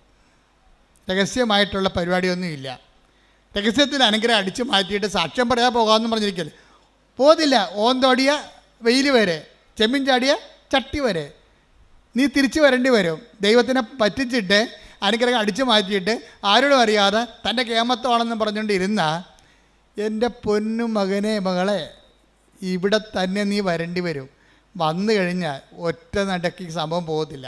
എന്താ കാര്യം? നീ ഫ്രോഡാണെന്ന് ദൈവത്തിന് ആദ്യമേ മനസ്സിലായതാണ്. ഒരിക്കലും നമ്മളോർക്കുക, നിങ്ങൾക്ക് ഭർത്താവിനെ പറ്റിക്കുക, നാട്ടുകാരെ പറ്റിക്കുക, അയൽവാസികളെ പറ്റിക്കുക, ദൈവത്തിനെ പറ്റിച്ചാൽ ആ അവിടെ കിടക്കും. ഈ ഗർഭിണികളൊക്കെ 9-ാം മാസം 6-ാം മാസം ആകുമ്പോഴൊക്കെ മൂത്ത പിള്ളേരുണ്ടെങ്കിൽ അമ്മൂമ്മ പറയത്തില്ലേ, ഇടി കുഞ്ഞ അമ്മയുടെ ചെല്ലല്ലോ, എന്താ ഈ കൊച്ചിന് അകം കൊണ്ട് വയറായിട്ട് വല്ല മാന്തിയിട്ടുണ്ടെങ്കിൽ ആ ഗർഭിണിയുടെ വയറിൻ്റെ കൊച്ചു മാന്തി നഖത്തിൻ്റെ പാട് അങ്ങനെ തന്നെ മരണം വരെ കിടക്കും. എന്താണ്? ശരീരം ലൂസ് ചെയ്തിരിക്കണല്ലേ. ശരീരം ഇളമക്കൊണ്ടിരിക്കുന്ന സമയത്ത് നമ്മളൊരു പാടിട്ടാൽ മതി, അവിടെ കിടക്കും അത്. അതുപോലെ തന്നെ ദൈവത്തിനായിട്ടൊരു പണി കൊടുത്താൽ ആ പാടങ്ങനെ കിടക്കും. ഞാൻ ഇസ്രയേലിൽ ചെന്നപ്പോഴേ, കഴിഞ്ഞ ദിവസം നമ്മൾ ഇസ്രയേലിൻ്റെ ഇത്രയും യുദ്ധം ഉണ്ടെങ്കിലും കർത്താവ് നമ്മളവിടെ ധ്യാനിപ്പിക്കാൻ വിളിച്ചായിരുന്നു. ഞാനിപ്പോൾ കഴിഞ്ഞ ആഴ്ച ഈ സമയത്ത് ജെറുസലേമിൽ ധ്യാനിപ്പിച്ചുകൊണ്ടിരിക്കുകയാണ്. അപ്പം ജെറുസലേമിൽ ഞാൻ ചെല്ലുമ്പോൾ തന്നെ മലയാളികൾ എത്രയോ 100 കണക്കിന് മലയാളികളാണ് വരുന്നത്. അപ്പം ഞാൻ അവരെല്ലാവരോടും ധ്യാനത്തിൻ്റെ സമയത്ത് പറഞ്ഞു, അതായത് നമ്മൾക്ക് സമയത്ത് ഇപ്പം നിങ്ങൾ തന്നെ ഇവിടെ ഇസ്രയേലിലുള്ളവർ നിങ്ങളിപ്പോൾ പെട്ടെന്ന് ചിന്തിക്കുകയാണ്, ഇവിടെ എനിക്ക് ഭർത്താവിനെ കൊണ്ടുവരാൻ പറ്റത്തില്ലല്ലോ, മക്കളുമായിട്ട് വന്ന് കുടുംബമായിട്ട് ജീവിക്കാൻ പറ്റത്തില്ലല്ലോ, ന്യൂസിലൻഡിൽ പോയാൽ പറ്റുമല്ലോ എന്ന് പറഞ്ഞ് നിങ്ങൾ കെട്ടിയെടുത്ത് ന്യൂസിലൻഡിലേക്ക് പോകാം. അപ്പം അങ്ങനെ ന്യൂസിലൻഡിലേക്ക് പോകാൻ കൊണ്ട് കൈപൊക്കാൻ പറഞ്ഞപ്പോൾ കുറേ എണ്ണം കൈപൊക്കി. ഞാൻ പറഞ്ഞു, രണ്ടാമതൊന്നും ചിന്തിക്കണേ, ഇവിടുന്ന് ചാടറാകുമ്പോൾ ഒന്ന് ചിന്തിക്കണം. എന്താ കാര്യം എന്ന് വെച്ച് കഴിഞ്ഞാൽ എല്ലായിടത്തും എല്ലാ നിയമങ്ങളും എപ്പോഴും മാറിക്കൊണ്ടിരിക്കും. അതെനിക്ക് ജെറുസലേമിൽ ചെന്നപ്പോൾ കർത്താവ് എനിക്കൊരു ഐഡിയ തന്ന്, നിയമം ഇങ്ങനെ ചാടാൻ കുറച്ച് നിപ്പുണ്ട്, നിയമങ്ങൾ മാറിയാൽ അവിടെയും ഇല്ല ഇവിടെയും ഇല്ലാത്ത രീതിയിൽ വരും. അതുകൊണ്ട് ഇപ്പം ഞാൻ പറഞ്ഞു, കൈവൊക്കെ അണ്ണന്മാരെല്ലാം പ്രാർത്ഥിക്കുക, കുറച്ച് പ്രാർത്ഥിച്ചിട്ട്. അപ്പോൾ എൻ്റെ കൂടെ ഒരു 10 ആ സമയത്ത് പള്ളിയല്ലായിരുന്നു, പൊതുവെ സാക്രിസ്റ്റി കുറച്ച് പേരെ ഉണ്ടായുള്ളൂ. ആ സമയത്ത് എൻ്റെ മനസ്സിൽ സംഭവം വന്നത് കാര്യം. അപ്പോഴേ ഇതോടുകൂടി ആൾക്കാർക്കൊരു വെളിവായി. എന്താ കാര്യം വെച്ച് കഴിഞ്ഞാൽ ഇങ്ങനെ ചിന്തിച്ച്, അതായത് ഒരു തെറ്റായ തീരുമാനം ഉണ്ടായാൽ മതി, പ്രൊട്ടക്ഷൻ ഇല്ലെങ്കിൽ പണി കിട്ടും. എന്ന് വെച്ച് കഴിഞ്ഞാൽ നിങ്ങളെപ്പോഴെങ്കിലും ദൈവത്തിന് കൊടുക്കേണ്ട മഹത്വം ദൈവത്തിന് കൊടുക്കാതെ സ്വന്തം ഗമയാണെന്ന് വിചാരിക്കുകയോ അല്ലെങ്കിൽ നിങ്ങളുടെ ബന്ധുക്കൾക്കോ പണത്തിനോ പാർട്ടിക്കോ പറമ്പിനോ പൊന്നിനോ അതിന് ദൈവത്തിന് പകരം വെച്ചിട്ടുണ്ടെങ്കിൽ ഈ പാടിങ്ങനെ കിടക്കും. ഒറ്റടക്ക് പോകത്തില്ല ഈ സംഭവം. ഇത് എക്സിറ്റ് അടിച്ച് പോയിട്ടുണ്ടെങ്കിൽ ഏത് രാജ്യത്ത് പോലും നിങ്ങൾ എക്സിറ്റ് ആകും കമ്പ്യൂട്ടർ നോക്കുമ്പോൾ. അതുപോലെ നിങ്ങൾ ഒരിക്കൽ ദൈവത്തിന് പണി കൊടുത്തിട്ടുള്ളതാണ്. നിങ്ങളിപ്പോൾ അയ്യോ ഞാൻ സാക്ഷ്യം പറയത്തൊന്നുമില്ല, ഞാൻ ആൾക്കാർ കേൾക്കത്തില്ല, നാത്തൂരുണ്ടാകും, ഇവിടെ അയൽവാസികളുണ്ടാകും, അവർ നാട്ടിൽ പോയി എന്ത് പറയും എന്നെക്കുറിച്ച്, അപ്പം എനിക്ക് ഇങ്ങനെ പ്രശ്നം ഉണ്ടായെന്ന് അറിയത്തില്ലേ. അപ്പോൾ പ്രശ്നം ഉണ്ടായെന്ന് ആൾക്കാർ അറിയുകയും ചെയ്യരുത്, എന്ന സൂത്രത്തെ അനുഗ്രഹം അടിച്ച് മാറ്റുകയും ചെയ്യണം എന്നാ പറഞ്ഞിരിക്കുന്ന സൂത്രക്കാരികളുണ്ട്. നിങ്ങളോടാണ് ഞാൻ പറയണത്. നിങ്ങൾ ഓടണത് വെയിൽ വരെയേ ഉള്ളൂ, ഓന്ത് പോലെ തിരിച്ചു വരും സാധനം. എന്താ കാര്യം? തിരിച്ച് വരുമ്പോൾ ആദ്യം ഉണ്ടായിരുന്ന മോന്തം ഉണ്ടാകത്തില്ല. കുറച്ച് അയലൊക്കെ നൂലിൻ്റെ പെസ ഉണ്ടെന്ന് പറയും ഞങ്ങളുടെ നാട്ടിലൊക്കെ. എന്താ പറയുന്നത് വെച്ച് കഴിഞ്ഞാൽ ഇയാൾ ഇനി രണ്ടാമത്തെ ടെസ്റ്റ്, ഡബിൾ ടെസ്റ്റ് വരും. നീ ഫേക്കാണെന്ന് മനസ്സിലായ സ്ഥിതിക്ക് പിന്നെ 2 ടെസ്റ്റ് ആവും. ആൾക്കാർക്ക് എന്നാ പ്രശ്നം എന്നറിയാവോ? ആൾക്കാർ ഭയങ്കരമായിട്ട് ഉടമ്പടിയൊക്കെ എടുത്ത് കസറിക്കൊണ്ട് പ്രാർത്ഥിക്കും, എന്നാലും ഉള്ളിൽ വിശ്വസിക്കും. ഇതൊക്കെ എല്ലാവരുമൊക്കെ കുറച്ച് കഴിയുമ്പോൾ പറയേ ഉടമ്പടി എടുത്തില്ലെങ്കിൽ എനിക്ക് കൊച്ചിനെ കിട്ടുമായിരുന്നു. ഇതൊക്കെ ദൈവത്തിന് അറിയാവേ. നീ മനസ്സിൽ വിചാരിക്കണത് തന്നെ. ടേക്ക് ദ ബെഡപ്പ് കൊണ്ട് 139 സങ്കീർത്തനം 1 മുതലുള്ള തിരുവചനങ്ങൾ. കർത്താവെ അവിടുന്ന് എന്നെ പരിശോധിച്ചറിഞ്ഞിരിക്കുന്നു. പണിയായി. എങ്ങനെയുണ്ട് ഏറ്റു പറഞ്ഞേ? കർത്താവേ അവിടുന്ന് എന്നെ പരിശോധിച്ച് അറിഞ്ഞിരിക്കുന്നു. ഞാൻ ഇരിക്കുന്നതും എഴുന്നേൽക്കുന്നതും അവിടുന്ന് അറിയുന്നു. എന്റെ വിചാരങ്ങൾ അവിടുന്ന് അകലെ നിന്ന് മനസ്സിലാക്കുന്നു. ക്യാമറ വെച്ചിരിക്കുകയാണ് ഇവിടെ, കണ്ടത്തില്ലേ? ക്യാമറ ഇപ്പോഴല്ല മനുഷ്യൻ കണ്ടുപിടിച്ചത്. ദൈവത്തിന് പണ്ടേ സംഭവമുണ്ട്. ഞാൻ നിന്റെ മൂമെൻറ്റ്സുകൾ അകലെ നിന്ന് വീക്ഷിച്ചുകൊണ്ടിരിക്കുകയാണെന്ന് പറഞ്ഞത്. അപ്പോൾ എന്ന് വെച്ച് കഴിഞ്ഞാൽ എൻ്റെ അർത്ഥം എന്ന് വെച്ച് കഴിഞ്ഞാൽ നിങ്ങളെ പല ആൾക്കാരും ദൈവത്തെ വിശ്വസിക്കുന്നുണ്ടെങ്കിലും കുറച്ച് കഴിയുമ്പോൾ നിങ്ങൾ ഒരു 5-6 മാസം കഴിയുമ്പോൾ നിങ്ങൾ സാക്ഷ്യം പറഞ്ഞാൽ പോലും നിങ്ങൾ പറയും അതിപ്പോൾ അങ്ങ് അത് മറ്റു തരത്തിൽ നടക്കുമായിരുന്നു. ഇപ്പോൾ ഞാൻ ഉടമ്പടി എടുത്തില്ലെങ്കിൽ ചിട്ടി വീഴുമായിരുന്നു, ഞാൻ ഉടമ്പടി എടുത്തില്ലെങ്കിലും ആ സ്ഥലം വിറ്റു പോകുമായിരുന്നു. എൻ്റെ പൊന്നു മകനെ ഇങ്ങനെ എങ്ങാനും വിചാരിച്ചാൽ അതിൻ്റെ അർത്ഥം എന്താണ്? നീ ഇത്രയും നാളെ കാട്ടിക്കൂട്ടിയതും എല്ലാം അണ്ടർ എസ്റ്റിമേറ്റ് ആയി സാധനം. ഇനി ഏത് കാലത്ത് നിനക്ക് ദൈവത്തിൻ്റെ അടുത്ത് വരാൻ പറ്റും? പല സമയത്ത് നീ ഞെളിഞ്ഞു നിന്ന് കർത്താവിൻ്റെ മുമ്പിൽ പറഞ്ഞതാണ് ദൈവമാണ് എന്നെ സഹായിച്ചതെന്ന്. ഇതിൽ ആ പ്രാർത്ഥനയുടെ കെട്ട് വിട്ടപ്പോൾ നീ തനി നിറം കാണിക്കും. അതിപ്പോൾ അല്ലെങ്കിൽ ഞാൻ ജയിക്കുമായിരുന്നു, ഞാൻ കുറേ കഷ്ടപ്പെട്ടതല്ലേ. അതായത് ഒരിക്കലും നിങ്ങൾക്ക് പറ്റിക്കുന്ന അബദ്ധം എന്തറിയാവോ? സാക്ഷ്യം പറയുന്നവന് 10 മാർക്ക്. ഇനി ഈ സാക്ഷ്യം പ്രതിസാക്ഷ്യമാകും, കൗണ്ടർ വിറ്റ്നസിങ്ങും ആകും, അതിന് 20 മാർക്ക് നെഗറ്റീവാണ്. എന്താ കാര്യം? നിങ്ങളിപ്പോൾ മകള് ജയിച്ചു, IELTS ജയിച്ചു, അല്ലെങ്കിൽ അവൾ റാങ്ക് അവൾക്ക് MBBS അഡ്മിഷനുള്ള റാങ്ക് ലിസ്റ്റിൽ കയറി. ഇപ്പം നിങ്ങൾ പറയും ഞങ്ങൾ ഉടമ്പടി എടുത്തു, പത്രം കൊടുത്തു, പിന്നെ അവിടെ കൊണ്ട് ഉപ്പിട്ട് പ്രാർത്ഥിച്ചു, ദൈവം ഞങ്ങളെ സഹായിച്ചു എന്ന് പറയും. ഇപ്പം പറയും. ഒരു കൊല്ലം കഴിയുമ്പോൾ ഈ തള്ള തന്നെ നാക്കുകൊണ്ട് പറയും അല്ലെങ്കിൽ ഞാൻ കുഞ്ഞുനാൾ മുതലേ അവളുടെ കൂടെ ഇരുന്ന് പഠിപ്പിച്ചതാണ് അവളെ. ഞങ്ങളൊരു കാറ്റക്കിസത്തിന് പോലും വിടാതെ തന്നെ പഠിപ്പിച്ചിരിക്കണത്. അത് അവൾക്കറിയാം. അതൊക്കെ തന്നെ അപ്പം തന്നെ കൗണ്ടായിപ്പോയി. പിന്നെ ഈ സാധനം ഇനി നാളെ പോയി ദൈവത്തിനെ മറന്ന് അമ്മ ഈ മകളെ പഠിപ്പിച്ചിരിക്കണ കാരണം ഇവൾ ആരെങ്കിലും വിശ്വാസം നടക്കാത്തവനെ ലൈൻ അടിച്ചിട്ട് അവസാനം വിശുദ്ധിയില്ലാത്ത വിശ്വാസമില്ലാത്ത കുഞ്ഞിനെ പ്രസവിക്കും. അതെന്താ? ഈ അമ്മ വരുത്തി വെച്ചിരിക്കുന്ന സംഭവമാണ് ഇതെല്ലാം. ദൈവത്തെ മറന്ന് മക്കളെ കാറ്റക്കിസത്തിന് പോലും വിടാതെ 1ാം സ്ഥാനം പഠനത്തിന് കൊടുത്ത് ഉണ്ടാക്കലാണ് കാണിച്ചിരിക്കണത്. ഒന്നും ഉറങ്ങിയാൽ നേരം വിളിക്കത്തില്ല. ദൈവത്തിൻ്റെ മുമ്പിലാണ് നിങ്ങൾ കളിക്കണമെങ്കിൽ നിങ്ങളെപ്പോഴും വിചാരിക്കണം എന്താണ്? ദൈവം ഉണ്ടായേക്കൊള്ളാം, ദൈവത്തെ അങ്ങനെ ഉള്ളിൻ്റെ ഉള്ളിൽ വേറെ ഒരു ചിന്തയുണ്ട് ആൾക്കാർക്ക്. ഇത്രയും നാൾ ഞാൻ കണ്ട ആൾക്കാർക്കെല്ലാം അവർക്ക് ഒരു പ്രൈമറി ആയിട്ട് നമ്മളെയൊക്കെ ബോധ്യപ്പെടുത്താൻ വേണ്ടിയുള്ള ഒരു മനുഷ്യൻ, നമ്മളെയൊക്കെ ബോധ്യപ്പെടുത്താൻ വേണ്ടി വിശ്വാസത്തിൻ്റെ ഒരു കച്ച കെട്ടിയ ഒരു മനുഷ്യൻ, ഒരു വിശ്വാസത്തിന് മുഖം മൂടി അണിഞ്ഞൊരു മനുഷ്യൻ. യഥാർത്ഥ അത് ഈ മുഖം മൂടിയുള്ള കാരണം ദൈവം ഇവനിട്ട് പണിയോ എന്നുള്ള കാര്യത്തിൽ ഒരു ഡൗട്ടും ഇല്ല. വിശ്വാസത്തിൽ മുഖം മൂടി വെച്ചാൽ ഇന്നല്ലെങ്കിൽ നാളെ 10 കൊല്ലം കഴിഞ്ഞാൽ എൻ്റെ കുമ്പാരി നിന്നെ പണിതിരിക്കും. എന്താ കാര്യം എന്നറിയാമോ? ഞങ്ങളുടെ നാട്ടിലെ ഭാഷയാണ് ഈ കുമ്പാരി എന്നൊക്കെ ഉള്ളത്. തലതൊട്ടപ്പനാണ് ഈ കുമ്പാരി എന്ന് വിളിക്കുന്നത്. അത് വെച്ച് കഴിഞ്ഞാൽ നീ ഇന്ന് ദൈവത്തിന് കൊടുക്കേണ്ട മഹത്വം ഇപ്പം കൊടുത്തിട്ട് കുറച്ച് കഴിയുമ്പോഴത്ത് വകമാറ്റി ചെലവഴിച്ച് കഴിഞ്ഞാൽ നീ അടയാളപ്പെടുത്തും ദൈവത്തിൻ്റെ മുമ്പിലേ. എന്താ കാര്യം?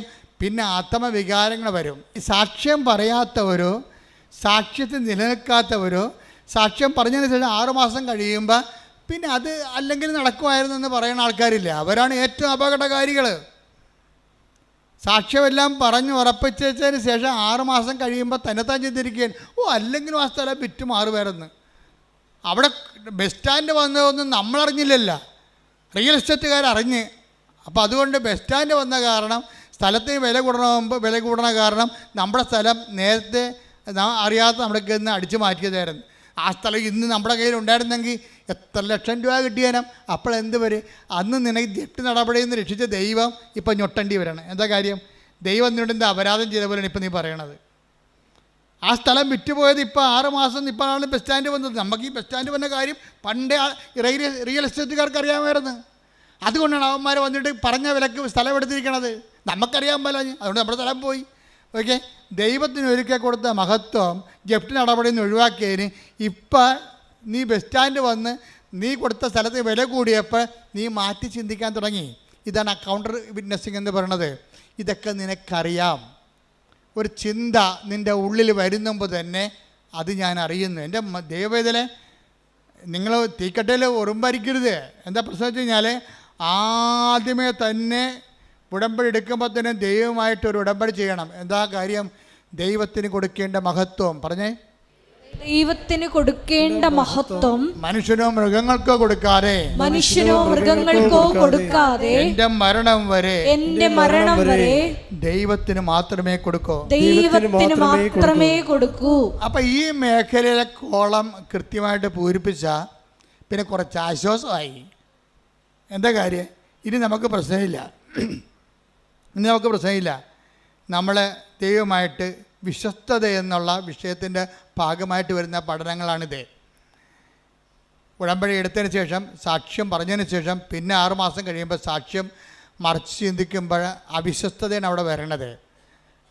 അപ്പോൾ അത് വിശ്വസ്തതയിൽ ഉടമ്പടിയുടെ കാര്യത്തിൽ വിശ്വസ്തത മരണം വരെയാണ് വരണത്. അപ്പം അങ്ങനെ വരുമ്പോൾ എന്താ വെച്ച് കഴിഞ്ഞാൽ ദൈവം ഒരാളെ വിശ്വസിച്ച് പോയാൽ അയാളുടെ ക്വാളിറ്റി ആയിരിക്കും അത്. അല്ല ഓരോ അണ്ണന്മാർ വന്ന് അങ്ങോട്ട് ഉന്തുമ്പോൾ അങ്ങോട്ട് പോകും, ഇങ്ങോട്ട് ഉന്തുമ്പോൾ ഇങ്ങോട്ട് വരും, അങ്ങനെ എടുക്കത്തില്ല. അവിടെ ക്വാളിറ്റിയാണ്. അതിപ്പോൾ ഞാൻ അങ്ങനെ ചെയ്തു പോയി, അയാളപ്പം അങ്ങനെയോട് പറഞ്ഞപ്പോൾ എനിക്ക് അതാണ് സത്യമെന്ന് വിചാരിച്ച് ഞാൻ ഈ ദൈവത്തിനെതിരെ സംസാരിക്കുന്നതിന് വെച്ച് പൊറപ്പിക്കത്തില്ല. നിങ്ങൾ എന്നെക്കുറിച്ച് എന്ത് ചുക്ക് സംസാരിച്ചാൽ എനിക്ക് പ്രശ്നമില്ല. ഞാൻ നിങ്ങൾ മരിച്ചു പോയിട്ട് മണ്ണടിക്കുന്ന ആൾക്കാരാണ്. നിങ്ങളുടെ എന്നെ അംഗീകരിച്ചുകൊണ്ട് എനിക്ക് എന്നാ കിട്ടാനാണ്? ഒന്നും കിട്ടാനില്ല. പക്ഷേ ഞാൻ കർത്താവിൻ്റെ വചനമാണ് നിങ്ങൾ പറഞ്ഞിട്ടുണ്ടെങ്കിലല്ല ദൈവത്തിൻ്റെ ദിവസം എനിക്കൊരു ഓർമ്മ കിട്ടും, എനിക്കത് മതി. അതുകൊണ്ടാണ് ഞാൻ ഇങ്ങനെ മോശമായിട്ട് സംസാരിക്കണത്. ജനങ്ങളെ വിശുദ്ധീകരിക്കാനും ശക്തീകരിക്കാനും മരണം വരെ ദൈവത്തിൻ്റെ തിരുസന്നിധി കർത്താവിൻ്റെ വിശുദ്ധമായ രക്തത്തെ വീണ്ടെടുക്കപ്പെട്ട ദൈവത്തിൻ്റെ അവകാശമായി നിങ്ങളെ സംരക്ഷിക്കാനുള്ള ബാധ്യതയ്ക്കാണ് ഈ പട്ടം മേടിച്ചിരിക്കുന്നത്. ഞാൻ എന്തെങ്കിലും നിങ്ങൾ പറയണമെന്ന് വെച്ച് കഴിഞ്ഞാൽ ഞാൻ നിങ്ങൾ നിശ്ചയിക്കല് ചെയ്യണത് നിങ്ങൾക്ക് ഉപ്പായിക്കൊണ്ട് നിങ്ങൾ കേടുവരാൻ സൂക്ഷിക്കപ്പെടണമെന്നുണ്ട്. എവിടെ വരെയാണ്? നിത്യതയിൽ ദൈവത്തെ കണ്ടെത്തുന്നവരെ. വാട്ട് സ്പിരിറ്റ് ലീഡ്സ് യു എന്ന് കർത്താവ് ചോദിച്ചത് എന്തുകൊണ്ടാണ്? എന്തരൂപിയാണ് നിങ്ങൾ നയിക്കണതെന്ന് കർത്താവ് എപ്പോഴും ഇൻസ്പെക്ട് ചെയ്യുന്ന ഒരു ചോദ്യമാണത്. നിങ്ങൾ നയിക്കണ അരൂപി എന്താണെന്ന്. കളിയാക്കുന്നവർ നയിക്കണ അരൂപി എന്താണ്? കളിയാക്കി കേട്ടപ്പോൾ കുഞ്ഞിനെ അബോർഷൻ ചെയ്യാൻ പോകുന്ന ഇവളെ നയിക്കണ അരൂപി എന്താണ്? ദുഷ്ടാരൂപിയാണ് അല്ലെങ്കിൽ ലോകാരൂപിയാണ്. ലോകാരൂപിയിലെ ദുഷ്ടാരൂപിയിലെ ഉടമ്പടി വർക്ക് ചെയ്യത്തില്ല. എന്താ കാര്യം? ഈ ആത്മാവിനെ സ്വീകരിക്കാൻ. Take the word of God 14:17 ശ്രദ്ധിക്കട്ടെ. Hallelujah hallelujah hallelujah hallelujah. യേശുവേ നന്ദി. Hallelujah hallelujah hallelujah. യോഹന്നാൻ 14:17 ഈ സത്യാത്മാവിനെ സ്വീകരിക്കാൻ ലോകത്തിന് സാധിക്കുകയില്ല. ഞൊട്ടി കേട്ടല്ല സംഭവം. എന്താ സംഭവം ഇരിക്കണം? ഒന്ന് പറഞ്ഞേ. ഈ സത്യാത്മാവിനെ സ്വീകരിക്കാൻ ലോകത്തിന് പറ്റത്തില്ല. ലോകത്തിന് പറ്റത്തില്ലെന്ന് പറഞ്ഞാൽ എന്താണ്? അമേരിക്കയ്ക്കും ആഫ്രിക്കയ്ക്കും പറ്റത്തില്ല. ലോകാരൂപിയാൽ നയിക്കപ്പെടുന്നവർക്ക് കർത്താവിൻ്റെ പരിശുദ്ധാത്മാവിനെ സ്വീകരിക്കാൻ പറ്റത്തില്ല. പരിശുദ്ധാത്മാവ് ഉണ്ടെങ്കിൽ അത് സാക്ഷ്യത്തിൻ്റെ ആത്മാവാണ്. കർത്താവിൻ്റെ മനുഷ്യരുടെ മുമ്പിൽ എന്നെ ഏറ്റുപറയുന്നവനെ 10:32 എടുത്ത് 10:32 മനുഷ്യരുടെ മുമ്പിൽ എന്നെ ഏറ്റുപറയുന്നവരെ എന്റെ സ്വർഗസ്ഥനായ പിതാവിന്റെ മുമ്പിൽ ഞാനും ഏറ്റുപറയും. അപ്പൊ ഏറ്റുപറയുന്ന ആത്മാവ് എന്താണ്? പരിശുദ്ധാത്മാവാണ്. കർത്താവിൻ്റെ പരിശുദ്ധാത്മാവിന് ഏറ്റുപറയാത്തൊരു ആത്മാവാണ് നിനക്കുള്ളതെങ്കിൽ അത് ലോകത്തിൻ്റെ ആത്മാവാണ്. ലോകത്തിൻ്റെ ആത്മാവിൻ്റെ ആരാധ്യ പുരുഷൻ ആരാണ്? നീയോ അല്ലെങ്കിൽ നീ ആരാധിക്കുന്ന വ്യക്തികളോ സമൂഹമോ ആയിരിക്കും. നിന്റെ കർത്താവായ ദൈവം ഞാനാകുന്നു, ഞാനല്ലാതെ മറ്റൊരു ദൈവം നിനക്കുണ്ടാവരുമെന്ന് പറയുമ്പോൾ ഈ മറ്റൊരു ദൈവത്തിൻ്റെ ഉള്ളിൽ ഈ മറ്റു മനുഷ്യരും സമൂഹം ഉണ്ടാകുന്നുണ്ട്, അതിൽ പാർട്ടി ഉണ്ടാകുന്നുണ്ട്, അതിൽ നിന്റെ സുഹൃത്തുക്കൾ ഉണ്ടാകുന്നുണ്ട്, നിൻ്റെ കൂട്ടുകാരുണ്ടായിരുന്നു. അവരെന്ത് വിചാരിക്കുന്നു, നാട്ടുകാരെന്ത് പറയുന്നു നീ പറയുന്നുണ്ടെങ്കിൽ എൻ്റെ ദൈവ പൈതലെ നീ ജീവിക്കുന്നത് ലോകാരൂപിയാലാണ്. ലോകാരൂപിയെ നയിക്കപ്പെടുന്നവർക്ക് ദൈവത്തിൻ്റെ ആത്മാവിനെ സ്വീകരിക്കാൻ സാധ്യമല്ലെന്നാണ് 14-17 പറയുന്നുണ്ടെങ്കിൽ ആരാണ് ദൈവത്തിൻ്റെ ആത്മാവ് നയിക്കപ്പെടുന്നത്? അത് റോമ 8:14 എടുത്ത് ശ്രദ്ധിക്കട്ടെ. ഹല്ലേലൂയ ഹല്ലേലൂയ ഹല്ലേലൂയ ഹല്ലേലൂയ യേശുവേ നന്ദി. Hallelujah hallelujah hallelujah. റോമ 8:14 ദൈവാത്മാവിനാൽ നയിക്കപ്പെടുന്നവരെല്ലാം ദൈവത്തിന്റെ പുത്രന്മാരാണ്. ഒന്നിനു പറയുക, ദൈവാത്മാവിനാൽ നയിക്കപ്പെടുന്നവരെല്ലാം ദൈവത്തിന്റെ പുത്രന്മാരാണ്. എന്റെ ദൈവ പൈതലിനുള്ളത് അധികാരമാണ്. ദൈവ പൈതലിനുള്ളത് ശക്തിയാണ്. ശക്തിയും അധികാരം ലഭിക്കുമ്പോഴാണ് ഇങ്ങനെയുള്ള തിന്മകളുടെ മേൽ നമുക്ക് ആധിപത്യം ഉണ്ടാകാൻ പറ്റണത്. അപ്പം നമ്മുടെ ഉടമ്പടിയുടെ ആത്യന്തികമായ ലക്ഷ്യമെന്താണ്? ദൈവാത്മാവ് നയിക്കപ്പെടുക, ദൈവത്തിൻ്റെ മക്കളാകുക, ദൈവത്തിൻ്റെ മക്കളായിക്കൊണ്ട് ദൈവമക്കളുടെ അധികാരം നേടുക, കഴിവ് നേടുക. അതല്ലേ യോഹന്നാൻ 1:12 എടുത്ത് ശ്രുതികട. Hallelujah hallelujah hallelujah hallelujah hallelujah യേശുവേ നന്ദി. Hallelujah hallelujah hallelujah. യോഹന്നാൻ 1:12 തന്നെ സ്വീകരിച്ചവർക്കെല്ലാം തന്റെ നാമത്തിൽ വിശ്വസിക്കുന്നവർക്കെല്ലാം ദൈവമക്കളാകാൻ അവൻ കഴിവ് നൽകി. ആ വചനം യോഹന്നാൻ 1:12 എന്താ പറയണത്? തന്നെ സ്വീകരിച്ചവർക്കെല്ലാം പറഞ്ഞേ, തന്നെ സ്വീകരിച്ചവർക്കെല്ലാം തന്റെ നാമത്തിലെ വിശ്വസിക്കുന്നവർക്കെല്ലാം തന്റെ നാമത്തിലെ വിശ്വസിക്കുന്നവർക്കെല്ലാം തന്റെ നാമത്തിലെ വിശ്വസിക്കുന്നവർക്കെല്ലാം ദൈവമക്കളാകാനുള്ള കഴിവ് നൽകി. കൈയടിക്കട്ടെ, ശ്രുതിക്കട്ടെ. ഹല്ലേലൂയ ഹല്ലേലൂയ ഹല്ലേലൂയ ഹല്ലേലൂയ യേശുവേ hallelujah hallelujah hallelujah hallelujah hallelujah hallelujah hallelujah. അഭിഷേകം ചെയ്യണേ, അഗ്നിയാൽ പരിശുദ്ധി നൽകണേ. തിരുരക്തത്താൽ അഭിഷേകം ചെയ്യണേ, അഗ്നിയാൽ പരിശുദ്ധി നൽകണേ. ആത്മാവാം ദൈവമേ വരണേ, എന്റെ ഉള്ളിൽ വസിക്കാൻ വരണേ. ആത്മാവാം ദൈവമേ വരണേ, എന്റെ ഉള്ളിൽ വസിക്കാൻ വരണേ. ദാഹിച്ചു നിന്നെ ഞാൻ തേടുന്നു, സ്വർഗം ദൂരം ഇറങ്ങി നീ വരണേ. ദാഹിച്ചു നിന്നെ ഞാൻ തേടുന്നു, സ്വർഗം ദൂരം ഇറങ്ങി നീ വരണേ. ആത്മാവാം ദൈവമേ വരണേ, എല്ലാവരും എന്റെ ഉള്ളിൽ വസിക്കാൻ വരണേ. ആത്മാവാം ദൈവമേ വരണേ, എന്റെ ഉള്ളിൽ വസിക്കാൻ വരണേ. ദാഹിച്ചു നിന്നെ ഞാൻ തേടുന്നു, സ്വർഗം ദൂരം ഇറങ്ങി നീ വരണേ. ദാഹിച്ചു നിന്നെ ഞാൻ തേടുന്നു, സ്വർഗം ദൂരം ഇറങ്ങി നീ വരണേ. ആത്മാവാം ദൈവമേ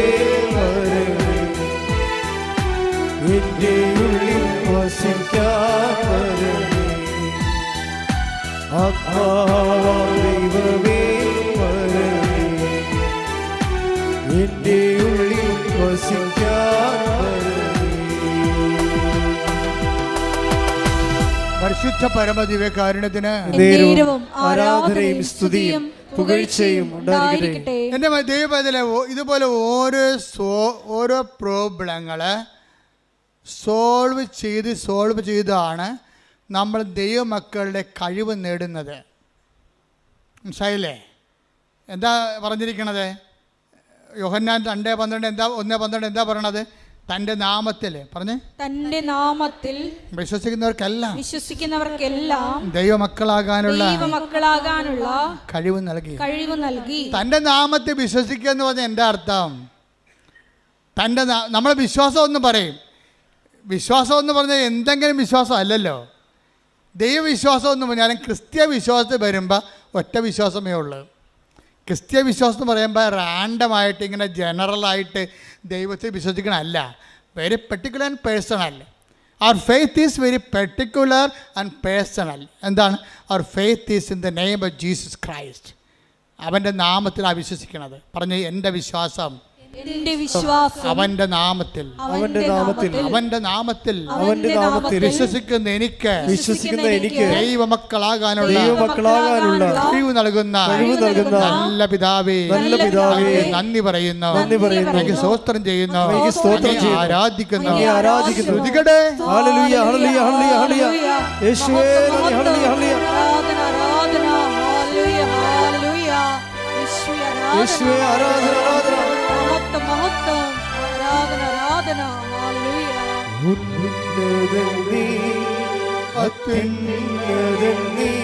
നിന്നെ പോലൊരു ദൈവമില്ല. ഉന്നതൻ നീ, അത്യുന്നതൻ നീ, നിന്നെ പോലൊരു ദൈവമില്ല. അത്ഭുതവാ അതിശയവാ നീ മാത്രമേ ദൈവമെന്നും. അത്ഭുതവാ അതിശയവാ നീ മാത്രമേ ദൈവമെന്നും. എൻ്റെ ദൈവം ഈ വിഷയത്തിൽ ഒരു ക്ലാരിറ്റി ഉണ്ടാക്കണം നല്ലതാണ്. കൃപാസനം ധ്യാനത്തിൻ്റെ ഒരു പ്രത്യേകത അറിയാം. അത് ലളിതമായിരിക്കും, വ്യക്തമായിരിക്കും വിഷയം. നിങ്ങളോട് എന്താ പറഞ്ഞത്? വിശ്വാസം നിങ്ങൾ ക്ലാരിഫൈ ചെയ്യണം. Clarifying the faith. എന്താ സംഭവം? നമ്മുടെ വിശ്വാസം എവിടെയാണ്? അവൻ്റെ നാമത്തിലാണ്. ആരുടെ നാമത്തിലാണ്? യേശുവിൻ്റെ നാമത്തിലാണ് വിശ്വസിക്കണം. ഈ യേശുവിൻ്റെ നാമത്തിലുള്ള വിശ്വാസം എന്തുകൊണ്ടാണ് നമ്മൾ അവൻ്റെ നാമത്തിൽ വിശ്വസിക്കണം? എന്താ കാര്യം? അവൻ്റെ നാമത്തിൽ വേറെ എന്തെങ്കിലും നാമത്തിൽ വിശ്വസിക്കാൻ പാടില്ലേ?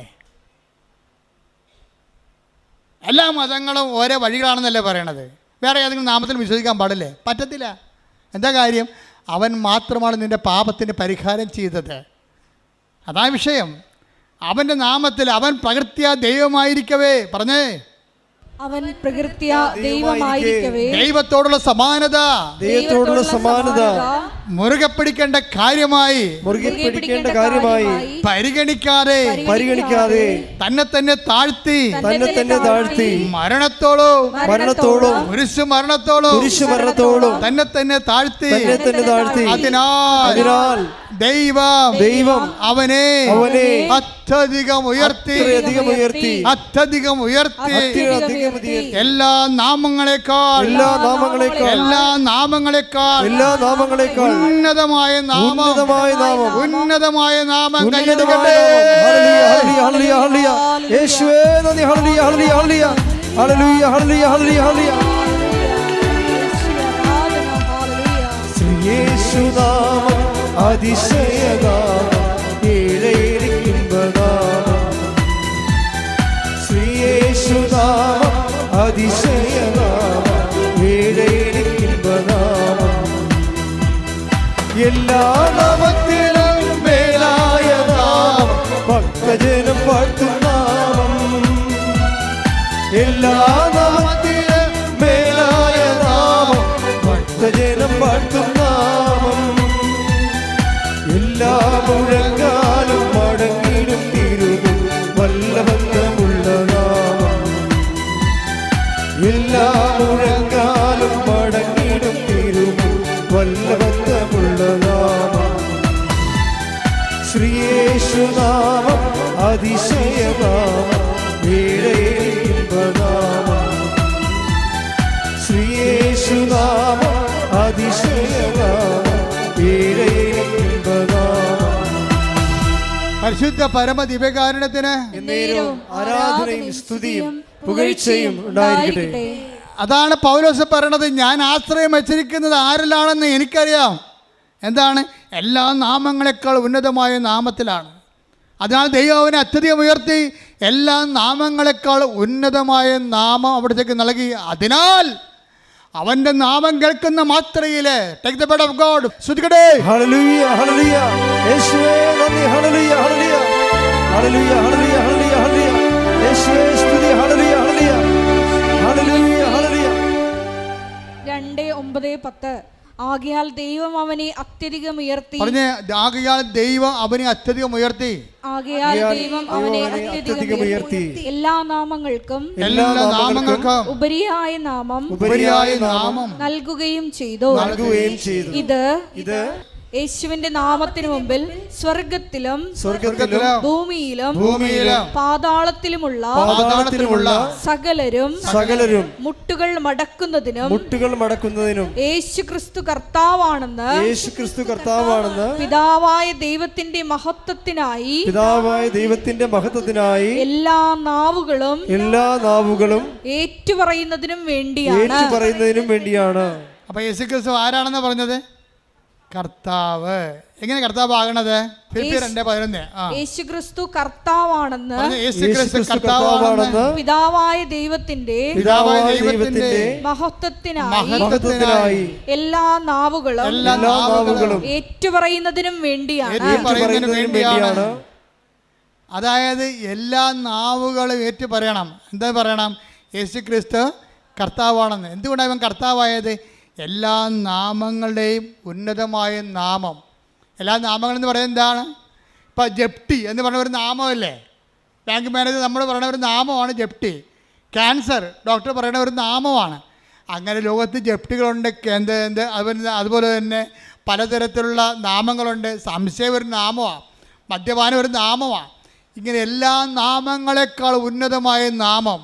ഈ ഉന്നതമായ നാമം കൊണ്ട് മനുഷ്യന് സങ്കടങ്ങളുണ്ടാക്കുന്ന, രോഗങ്ങളുണ്ടാക്കുന്ന, തകർച്ച ഉണ്ടാക്കുന്ന, അപമാനം ഉണ്ടാക്കുന്ന എല്ലാ നാമങ്ങളെയും അവൻ കുരിശിൽ ബന്ധിച്ചിരിക്കുന്നു. കൈയടിക്കട്ടെ, ശ്രദ്ധിക്കട്ടെ. മഹത്വം, ആരാധന, ആരാധന. എല്ലാ നാമം പാടിടും യേശു മാത്രം കർത്താവെന്ന്. എല്ലാ മുട്ടും പാടും എല്ലാ നാമം പാടിടും യേശു മാത്രം കർത്താവെന്ന്. അപ്പം നിങ്ങൾക്കൊരു സങ്കടം ഉണ്ടാകുമ്പോൾ, നിങ്ങൾക്ക് രോഗം ഉണ്ടാകുമ്പോൾ നിങ്ങളെന്താ പറയണത്? യേശുവേ, യേശുവേ, എൻ്റെ കർത്താവേ, എൻ്റെ ദൈവമേ.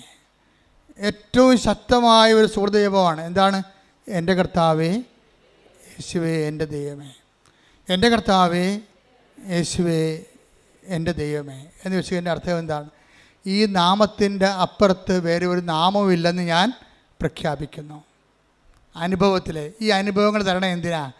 നിങ്ങളെ ഉയർത്താൻ വേണ്ടിയാണ്, അല്ല താഴ്ത്താൻ വേണ്ടിയല്ല. ഈ അനുഭവങ്ങളുടെ മെക്കാനിസം പഠിക്കണം. ഓരോ അനുഭവങ്ങളും തരണം. എന്തിനാണ്? നിങ്ങളെ ഉയർത്താൻ വേണ്ടിയാണ്. പല ആൾക്കാരും അനുഭവം കൊണ്ട് താഴ്ന്നു പോവുകയാണ്. അതെന്താ കാര്യം? യേശു ക്രിസ്തുവിനെ സ്വീകരിച്ചില്ലെങ്കിൽ അനുഭവങ്ങൾ കൊണ്ട് താഴ്ന്നു പോകാൻ സാധ്യതയുണ്ട്. അനുഭവങ്ങൾ എന്താണ്? അനുഭവങ്ങളിലൂടെയാണ് അവൻ ഓരോരുത്തർക്കും ഓരോ കാലം നൽകുന്നു. Take the word of God. അപ്പോസ്തല പ്രവർത്തനങ്ങൾ 17:26. ഭൂമുഖം മുഴുവൻ പറഞ്ഞ ഭൂമുഖം മുഴുവൻ വ്യാപിച്ചു വസിക്കാൻ വേണ്ടി അവിടുന്ന് ഒരുവനിൽ നിന്ന് എല്ലാ ജനപദങ്ങളെയും സൃഷ്ടിച്ചു. അവർക്ക് വിഭിന്ന കാലങ്ങളും വാസഭൂമികളും നിശ്ചയിച്ചു കൊടുത്തു. ഇത് അവർ ദൈവത്തെ അന്വേഷിക്കുന്നതിനും ഒരുപക്ഷേ അനുഭവത്തിലൂടെ അവിടുത്തെ കണ്ടെത്തുന്നതിനും വേണ്ടിയാണ്. അപ്പോൾ ഓരോ പ്രശ്നം ഉണ്ടാകണേ എന്തിനാണ്? ദൈവത്തെ അന്വേഷിക്കാനാണ്, അല്ല പിശാചിനെ അന്വേഷിക്കാനല്ല. ഓരോ അനുഭവങ്ങൾ ഉണ്ടാകുമ്പോൾ ദൈവത്തെ അറിയാൻ പാടില്ലാത്തവർ ആഭിചാക്കാരെയും കുട്ടിച്ചാത്തിനൊക്കെ അന്വേഷിക്കും. എന്താ കാരണം? ദൈവത്തെ അറിയത്തില്ല. ഓരോ അനുഭവങ്ങൾ ഉണ്ടാകണേ എന്തിനാണ്? ഓരോ സങ്കടങ്ങളും പ്രശ്നങ്ങളും ഉണ്ടാകണേ എന്തിനാണ്? നിങ്ങൾ അത് ദൈവത്തെ അന്വേഷിക്കാനും അന്വേഷിച്ച് അവിടുത്തെ കണ്ടെത്താനും വേണ്ടിയാണ്. പക്ഷേ ദൈവത്തെ അറിയാൻ പാടില്ലാത്തവർ പല പല ക്രിയകൾ ചെയ്തുകൊണ്ട് നടക്കും. അതുകൊണ്ടാണ് ബൈബിൾ പറയണത്, നിങ്ങൾ ദൈവത്തെ അന്വേഷിക്കണത് എന്താണ്? അന്വേഷിച്ചെത്തുമ്പോൾ നിങ്ങൾ എന്താ മനസ്സിലാകണത്? യേശു കർത്താവാണെന്ന് പ്രഖ്യാപിക്കും നിങ്ങൾ. എന്താ കാര്യം? എല്ലാ നാമങ്ങളെക്കാൾ ഉന്നതമായ നാമമുള്ളവനാണ് കർത്താവ്. അങ്ങനെ യേശു കർത്താവാണെന്ന് എന്ത് ചെയ്യണം? അധരം കൊണ്ടേറ്റ് പറയണം. മനസ്സിലായില്ലേ? ദൈവനെ മരിച്ചവർ ഉയർപ്പിച്ചെന്ന് ഹൃദയത്തിലെ വിശ്വസിക്കണം. അപ്പോഴാണ് രക്ഷ ക്രിസ്തുവിനെ പ്രാപിക്കുന്നത്. മനസ്സിലായില്ലേ? ക്രിസ്തുവിനെ ഓരോ വിഷയത്തിൽ പ്രാപിക്കാൻ പറ്റും. നിങ്ങളുടെ ജീവിത മണ്ഡലങ്ങളെ പ്രാപിച്ചാൽ അതിനെ ബ്ലെസ്സിങ് എന്ന് പറയും. ക്രിസ്തുവിനെ നിങ്ങളുടെ ശരീരത്തിൽ പ്രാപിച്ചാൽ അതിനെ ഹീലിംഗ് എന്ന് പറയും. ക്രിസ്തുവിനെ നിങ്ങൾ ആത്മാവിൽ പ്രാപിച്ചാൽ അതിനെ നിത്യരക്ഷയ്ക്ക് വേണ്ടിയുള്ള കൃപയെന്ന് പറയും. കാര്യം എന്താണ്? ക്രിസ്തു എല്ലാമാണ്, എല്ലാവരിലുമാണ്. കൊളോസ്യസ് 3:11 കൈയടിച്ച് സ്തുതിക്കട്ടെ. Hallelujah hallelujah hallelujah hallelujah hallelujah യേശുവേ നന്ദി. Hallelujah hallelujah hallelujah hallelujah. Colossians 3:11 ക്രിസ്തു എല്ലാമാണ്, ക്രിസ്തു എല്ലാമാണ്, എല്ലാവരിലുമാണ്. അപ്പോൾ ഇവിടുത്തെ കാത്തലിക്സ് അല്ലാത്തവരും ക്രിസ്ത്യൻസ് അല്ലാത്തവരും ഒന്നും വിഷമിക്കേണ്ട കാര്യമില്ല. നിങ്ങളുടെ കണ്ണീരിൻ്റെ കാലത്ത് നിങ്ങൾ കർത്താവിനെയാണ് വിളിക്കണത്. എല്ലാ വിഷയത്തിൻ്റെയും നാമത്തിൻ്റെയും അതിനാഥനായ കർത്താവിനെ വിളിക്കണമെന്നുണ്ടെങ്കിൽ അത് സത്യസന്ധമായിരിക്കണമെന്ന് മാത്രമേ ഉള്ളൂ. ക്രിസ്തുവിനേക്കാൾ ഉപരി, എന്നെക്കാൾ ഉപരി സ്വന്തം വീട്ടുകാരെയോ നാട്ടുകാരെയോ ബന്ധുക്കളെയോ സ്വന്തപ്പെട്ടവരെയോ സ്നേഹിക്കുന്നവൻ ഐ ഡോണ്ട് വാണ്ട്, എനിക്ക് ആവശ്യമില്ലെന്ന് ഈശോ പറഞ്ഞത്. Take the blood of God. സ്തുതിക്കട്ടെ. Hallelujah hallelujah hallelujah hallelujah hallelujah യേശുവേ നന്ദി. Hallelujah hallelujah. മത്തായി 10:37 എന്നേക്കാൾ അധികം, പറഞ്ഞ എന്നേക്കാൾ അധികം പിതാവിനെയോ മാതാവിനെയോ സ്നേഹിക്കുന്നവൻ എനിക്ക് യോഗ്യനല്ല. എന്നേക്കാൾ അധികം പുത്രനെയോ പുത്രിയെയോ സ്നേഹിക്കുന്നവനും എനിക്ക് യോഗ്യനല്ല. സ്വന്തം കുരിശെടുത്ത് എന്നെ അനുഗമിക്കാത്തവൻ എനിക്ക് യോഗ്യനല്ല. ഒരു വിഷയം അതിൽ തന്നെ കുരിശല്ല. ക്രിസ്തുവിനെ മാറ്റിക്കൊണ്ടാക്കുന്ന വിഷയത്തെ സമീപിക്കുമ്പോഴാണ് അത് കുരിശാകണത്. അതൊരു ബ്ലെസ്സിങ് ആണ്. മൂന്നാമത്തെ ഭർത്താവ് വിശ്വാസമില്ലാഞ്ഞ ഭർത്താവിന് വിശ്വാസം കിട്ടിയപ്പോഴേ അയാൾ അത് ബ്ലെസ്സിങ് ആയിട്ടാണ് കണ്ടത്. യേശുവിനെ കർത്താവിൻ്റെ സ്ഥാനത്ത് തള്ളിക്കളയുകയും ഇവരുടെ സൗകര്യത്തിന് വേണ്ടി നാട്ടുകാരെ കർത്താവിൻ്റെ സ്ഥാനത്ത് കാണുകയും ചെയ്യുമ്പോഴാണ് യേശുവിൻ്റെ വചനത്തെക്കാൾ നാട്ടുകാരുടെ വചനത്തിന് പ്രാധാന്യം കൊടുക്കും. നാട്ടുകാരുടെ വചനത്തെ മാത്രമല്ല, പലരും പെട്ടിരിക്കണ കൂട്ടുകാരുടെ വചനത്തെ വചനം കൊടുത്തിട്ടാണ്. പലരും പെട്ടിരിക്കണത് കർത്താവിൻ്റെ വചനം നേരെ ചൊവ്വയുള്ള സംഭവമാണ്. നിങ്ങളുടെ കയ്യിൽ ഉടായ്പുണ്ടെങ്കിൽ മാത്രമേ കൂട്ടുകാരുടെ വചനങ്ങൾക്ക് പ്രാധാന്യം കൊടുക്കുകയുള്ളൂ. എനിക്ക് ഏറ്റവും പേടി ആൻറ്റിമാരെയാണെന്ന് ഞാൻ എപ്പോഴും പറയും. എല്ലാ പ്രസംഗത്തിലും പറയും ആൻറ്റിമാരെ. കാര്യം ഞാൻ അനുഭവിച്ചിട്ടുള്ളൊരു ജന്മമാണത്. നിങ്ങളുടെ പല മക്കളും വഴിതെറ്റിപ്പോയതിൻ്റെ പിന്നിൽ ഈ ആൻറ്റിമാരുടെ കൈയുണ്ട്. അവർ വഴിപിഴപ്പിച്ചിട്ടാണ്. അവർ നല്ല വാക്ക് ഒരു ശാസനം കൊടുക്കുന്ന ആൻറ്റിമാരില്ലെന്നല്ല പറയണത്. പലപ്പോഴും നിങ്ങളുടെ ശമ്പളമോ നിങ്ങളുടെ ഈ അവിടെ നിന്ന് യൂറോപ്പിൽ അവിടെയൊക്കെ വരുമ്പോൾ ഉണ്ടാകുന്ന അല്ലെങ്കിൽ നിങ്ങളുടെ നാട്ടിലെ ശമ്പളത്തിൽ നിന്ന് എന്തെങ്കിലുമൊക്കെ നക്കാപ്പിച്ച കിട്ടി വളരണ ആൻറ്റിമാരും കൂട്ടുകാരും ഒക്കെ ആയിരിക്കും നിങ്ങളെ ദൈവത്തിൽ നിന്ന് അകറ്റണത്. ഒരുവൻ്റെ ശത്രു അവൻ്റെ കുടുംബത്തിൽ തന്നെയെന്ന് കർത്താവ് പറഞ്ഞു. അതുകൊണ്ടാണ് ശ്രദ്ധിക്കട്ടെ. Hallelujah. Take the word of God. Mathai 10:36 സ്വന്തം കുടുംബത്തിൽപ്പെട്ടവർ തന്നെയായിരിക്കും ഒരുവൻ്റെ ശത്രുക്കൾ. ക്രിസ്തുവിനെ നമ്മൾ നകറ്റിക്കളയുന്ന ആൾക്കാരുടെ പേരാണ് എന്താണ്? ശത്രു. അവൻ ആരായിരിക്കും? മിക്കവാറും നിങ്ങളുടെ കുടുംബത്തിൽ തന്നെയായിരിക്കും. നിങ്ങളുടെ കുടുംബത്തിൽ തന്നെയായിരിക്കും. അപ്പോൾ നിങ്ങളെന്താ ചെയ്യണം? എല്ലാ കാര്യങ്ങൾക്കും കർത്താവിൻ്റെ വചനങ്ങളുണ്ട്. ഇല്ലെങ്കിൽ അതിൻ്റെ സത്യാവസ്ഥ, ആ ഒരു സാഹചര്യത്തിൽ നിങ്ങൾ എന്താണ് ചെയ്യേണ്ടതെന്ന് പറയാൻ വേണ്ടി ഞങ്ങളെപ്പോലുള്ളവർ അഭിഷേകം ചെയ്ത് വെച്ചിട്ടുണ്ട്. ഇപ്പോൾ 2 ഉടമ്പടിയൊക്കെ കഴിഞ്ഞിട്ട് 1 ഉടമ്പടി കഴിഞ്ഞിട്ടുമ്പോൾ ചില ആൾക്കാർ പോകത്തില്ല, പ്രാർത്ഥിച്ച് വിട്ടാലും പോകത്തില്ല. നിനക്കിടിയാണെങ്കിൽ ഞാൻ പറഞ്ഞു, എന്തടി അച്ഛാ, അതെ ഇത് അവസാനത്തെ പരീക്ഷ, ഞാൻ എഴുതണ വേണ്ടതെന്നൊന്ന് പറയണം. ഞാൻ 5 എണ്ണം എഴുതി, കാശ് ഇത്രയും പോയി, 47,000 രൂപ അല്ല 4 ലക്ഷം രൂപ പോയി. ഇനി ഒരു പരീക്ഷ കൂടിയാണ്, കാശും വിട്ട് തരത്തില്ല, ഞാൻ എഴുതണ വേണ്ടെന്ന് പറയണം. അപ്പോൾ ഞാൻ അവർക്ക് തട്ടുതടിച്ച് പറഞ്ഞു, നീ എഴുതടി എന്ന് പറയും. എന്താ കാര്യം? അത് അധികാരമാണ്. ഞാനത് പറയുന്നത് എന്താണ്? കർത്താവിലാണ് പറയുന്നത്. പിന്നെ എൻ്റെ റിസ്ക് ആർക്കാണ്? കർത്താവിലാണ്. ഞാനും അവളും കർത്താവിൽ വിശ്വസിക്കുന്നു. അപ്പോൾ കർത്താവ് തീർച്ചയായിട്ടും അധികാരം എന്ന് പറയും. അപ്പോൾ ദൈവമക്കൾക്കുള്ള അധികാരം എന്ന് പറയുന്നത് മക്കളെ ഇനിയുള്ള കാലങ്ങളുടെയും കരിസ്മാറ്റിക് കാലങ്ങളിൽ നമുക്കുണ്ടായിരുന്നത് അത്ഭുതങ്ങളും അടയാളങ്ങളുമാണ്.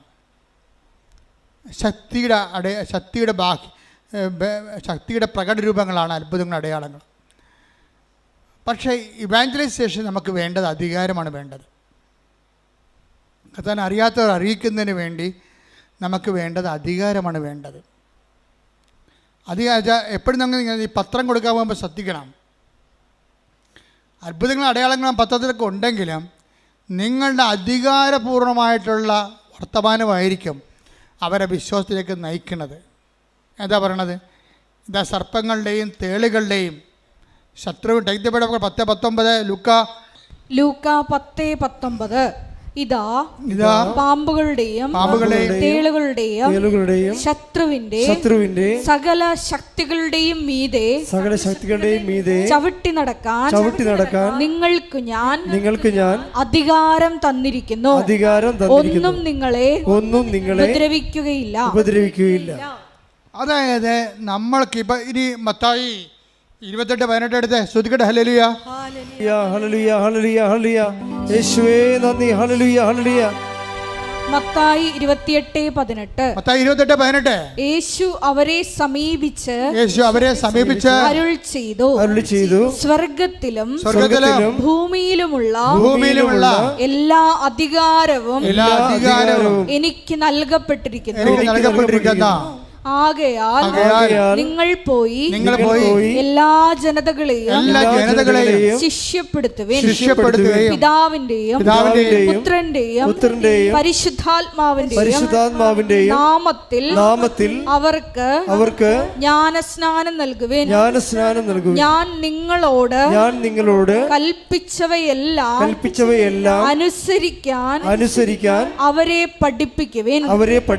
യുഗാന്തം വരെ എന്നും ഞാൻ നിങ്ങളോട് കൂടെ ഉണ്ടായിരിക്കും. സംഭവം മനസ്സിലായില്ലേ നിങ്ങൾക്ക്? ഈ സുവിശേഷം കൈമാറ്റത്തിന് വേണ്ടത് അധികാരമാണ്, ശക്തിയല്ല. ശക്തിയും അടയാളം മാത്രമല്ല, അധികാരം വേണം. അധികാരം വേണമെന്നുണ്ടെങ്കിൽ അധികാരത്തിന് എപ്പോഴും നമുക്കറിയാം അധികാരം എങ്ങനെ ഉണ്ടാകണം. സഭയിൽ അധികാരം ഉണ്ടാകാൻ ഒത്തിരി മാർഗങ്ങളുണ്ട്. അധികാരം ഉണ്ടാകാൻ ഒത്തിരി മാർഗങ്ങൾ നമുക്കുണ്ട്. അത് ഒരു അധികാരം ലോ സ്റ്റാറ്റസിങ് ആണ്. ഉടമ്പടിയിലെ ഏറ്റവും ഘടകമാണ് ലോ സ്റ്റാറ്റസിങ്. എന്നുവെച്ചാൽ അതിനാൽ അത്യധികം അവനെ ഉയർത്തി എല്ലാ നാമങ്ങൾക്ക് ഉന്നതമായ നാമം അവിടത്തേക്ക് നൽകി. അവന് നാമം കേൾക്കുമ്പോഴേ താഴെ പാതാളത്തിന് ഭൂസ്വർഗങ്ങളുമുള്ള എല്ലാ ജീവജാലങ്ങളും മുഴങ്കാൽ മടക്കേണ്ടിയിരിക്കുന്നു. അധികാരത്തിന് ശക്തി അതാണ്.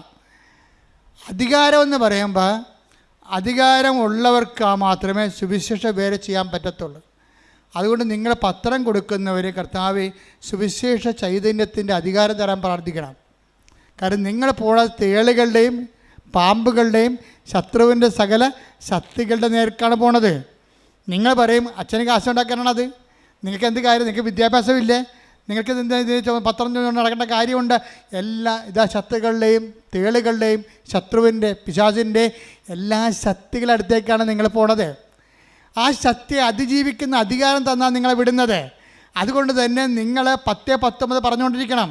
എന്ന് പറഞ്ഞ ഇതാ ശത്രുവിന്റെ ലൂക്കാ 10:19 പറഞ്ഞ ഇതാ ശത്രുവിന്റെ സകല ശക്തികളുടെ മേൽ ചവിട്ടി നടക്കാൻ അധികാരം തന്ന എന്റെ കർത്താവേ നിന്റെ നാമത്തെ പ്രഘോഷിക്കുന്നതിനായി എന്നെ ശക്തീകരിക്കണമേ.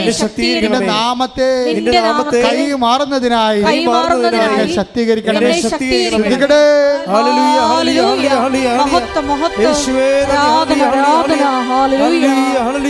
നിന്റെ നാമത്തെ കൈമാറുവാൻ ശേഷ പോരാളികളാക്കി രൂപാന്തരപ്പെടുത്തണമേ. മഹത്വം മഹത്വം ആരാധന ആരാധന. ഞങ്ങൾക്കല്ല കർത്താവേ, ഞങ്ങൾക്കല്ല കർത്താവേ, മഹത്വം മഹത്വം യേശുവിനെ. ഞങ്ങൾക്കല്ല കർത്താവേ, ഞങ്ങൾക്കല്ല കർത്താവേ, മഹത്വം മഹത്വം യേശുവിനെ. കളിമൺ പാത്രങ്ങൾ ഞങ്ങൾ, അയോഗ്യദാസരാം ഞങ്ങൾ. കളിമൺ പാത്രങ്ങൾ ഞങ്ങൾ, അയോഗ്യദാസരാം ഞങ്ങൾ. ബലഹീനരാകും ഞങ്ങളെ ഉയർത്തിയ യേശുവിനാണെന്ന് മഹത്വം. ബലഹീനരാകും ഞങ്ങളെ ഉയർത്തിയ യേശുവിനാണെന്ന് മഹത്വം. മഹത്വം മഹത്വം യേശുവിനെ, മഹത്വം മഹത്വം യേശുവിനെ. അത് ഉടമ്പടിയിലാണ് മത്തായിയുടെ സുവിശേഷം അവസാനിക്കണത്. മത്തായിയുടെ സുവിശേഷം 18 എടുത്ത് 28-18 അങ്ങോട്ട് വായിച്ചു തന്നൂടി. അവരെ സമീപിച്ച് അരുളി ചെയ്തു, സ്വർഗത്തിലും ഭൂമിയിലുമുള്ള എല്ലാ അധികാരവും എനിക്ക് നൽകപ്പെട്ടിരിക്കുന്നു. അടുത്ത വാചനം, ആകയാൽ നിങ്ങൾ പോയി എല്ലാ ജനതകളെയും ശിഷ്യപ്പെടുത്തുവിൻ. പിതാവിന്റെയും പുത്രന്റെയും പരിശുദ്ധാത്മാവിന്റെയും നാമത്തിൽ അവർക്ക് ജ്ഞാനസ്നാനം നൽകുവിൻ. ഞാൻ നിങ്ങളോട് കൽപ്പിച്ചവയെല്ലാം അനുസരിക്കാൻ അവരെ പഠിപ്പിക്കുവിൻ. യുഗാന്തം വരെ എന്നും ഞാൻ നിങ്ങളോട് കൂടെ ഉണ്ടായിരിക്കും. അതാണ് 28-20. എന്താണ്? ഞാൻ നിങ്ങളോട് പറഞ്ഞേ, ഞാൻ നിങ്ങളോട് കൽപ്പിച്ചവയെല്ലാം അനുഷ്ഠിക്കുവാൻ അവരെ അഭ്യസിക്കുവേൻ. അതാണ് ഞാൻ പറഞ്ഞതുപോലെ അവൻ പറഞ്ഞതുപോലെ ചെയ്യുക. അതാണ് ഉടമ്പടി. ഉടമ്പടിയുടെ ഉദ്ദേശം എന്താണ്? അധികാരത്തോടുകൂടി കർത്താവിനെ കൈമാറുകയും കർത്താവിൻ്റെ വചനം അനുസരിച്ചുകൊണ്ട് ജീവിക്കാൻ വേണ്ടി ഒരു ജനതയെ ഒരുക്കുകയും ചെയ്യുകയാണ്. അതിന് നെറ്റഫെക്റ്റ് എന്താണ്? യുഗാന്ത്യം വരെ ഞാൻ നിങ്ങളുടെ കൂടെ ഉണ്ടായിരിക്കും. ഉടമ്പടി പ്രസൻസ് അങ്ങനെ വരണത്. കർത്താവിൻ്റെ വചനം അനുസരിച്ച് ജീവിക്കുമ്പോൾ വാഗ്ദാനത്തിൻ്റെ ഭാഗമാണ് ദൈവത്തിൻ്റെ സാന്നിധ്യം. കൈയടിക്കട്ടെ, സ്തുതിക്കട്ടെ. Hallelujah, hallelujah, hallelujah, hallelujah.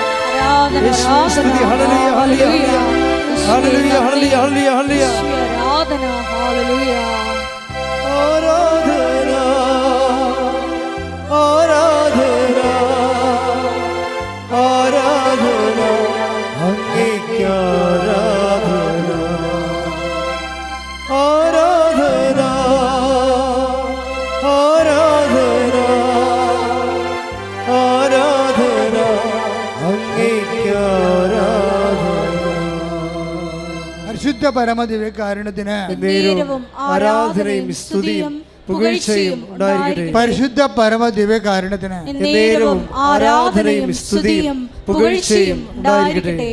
ഭർത്താവ് ഇപ്പം എന്ത് ചെയ്യുന്നറിയാമോ? ഇവളെ അറിയിക്കാതെ, പണ്ട് ഇവള് ഭർത്താവിനെ അറിയിക്കാതെയാണ് ഒന്ന് ഉടമ്പടി എടുത്തത്. ഇപ്പോൾ ഭർത്താവ് ചിരിക്കണത് എന്താണ്? ഇവള് കുഞ്ഞിനെ കൊല്ലാൻ നടക്കണ കാരണം, അവൾ ഡിപ്രഷൻ അടിച്ചിരിക്കണ കാരണം ഭർത്താവ് അവളറിയിക്കാതെ വന്ന് സ്വന്തമായിട്ട് ഉടമ്പടി എടുത്ത്. ഒരു സ്റ്റോറി പോണ പോക്ക് കണ്ടില്ലേ? എന്ത് രസമാണ് കേൾക്കാൻ. എന്നിട്ട് ആ ഉടമ്പടി ഈ കുഞ്ഞിനെ പ്രൊട്ടക്റ്റ് ചെയ്യും. അവസാനം കുഞ്ഞിനെ പ്രസവിക്കും. മൂന്നാമത്തെ കുഞ്ഞിനെ പ്രസവിക്കും. പ്രസവിച്ച് കഴിയുമ്പോൾ ഈ കുഞ്ഞിന് മൊത്തം മഞ്ഞ നിറവാണ്. ഇപ്പം കുഞ്ഞുങ്ങൾക്ക് 80% കുഞ്ഞുങ്ങൾക്ക് മഞ്ഞ നിറമുണ്ട്. ഇത് 80% 90-97% മഞ്ഞ നിറവാണ്. അപ്പോൾ കുഞ്ഞിനെ ഉടനെ അവർ എമർജൻസി ആയിട്ട് വേറൊരു ഗവൺമെൻറ് ആശുപത്രിയിലേക്ക് ഷിഫ്റ്റ് ചെയ്യും. കൊച്ചിനെ അവിടെ കൊണ്ടുപോകുമ്പോൾ ഡോക്ടർ പറയും 1 മിനിറ്റേ ഉള്ളു, നിങ്ങൾ എത്രയും വേഗം പോയി ബ്ലഡ് ബാങ്കിൽ നിന്ന് ബ്ലഡ് കൊണ്ടുവരണം. ഈ ബ്ലഡ് കയറ്റിയില്ലെങ്കിൽ കൊച്ചി ഇപ്പം മരിക്കുമെന്ന് പറയും. അപ്പോൾ ഈ മനുഷ്യൻ തീ പറഞ്ഞു അവിടെ ആദ്യമായിട്ടാണ് അവിടെ ചെല്ലണത്. ആ ഗവൺമെൻറ് ആശുപത്രി കാണുന്ന ആദ്യമായിട്ട്. എവിടെയാണ് ബ്ലഡ് ബാങ്ക്, തിരിച്ച് കുഞ്ഞെ കിടക്കുന്ന തിയേറ്റർ എവിടെയാണ്, ഇതൊക്കെ എല്ലാം കൺഫ്യൂഷനാണ്. രാത്രി ഓടുകയാണ്.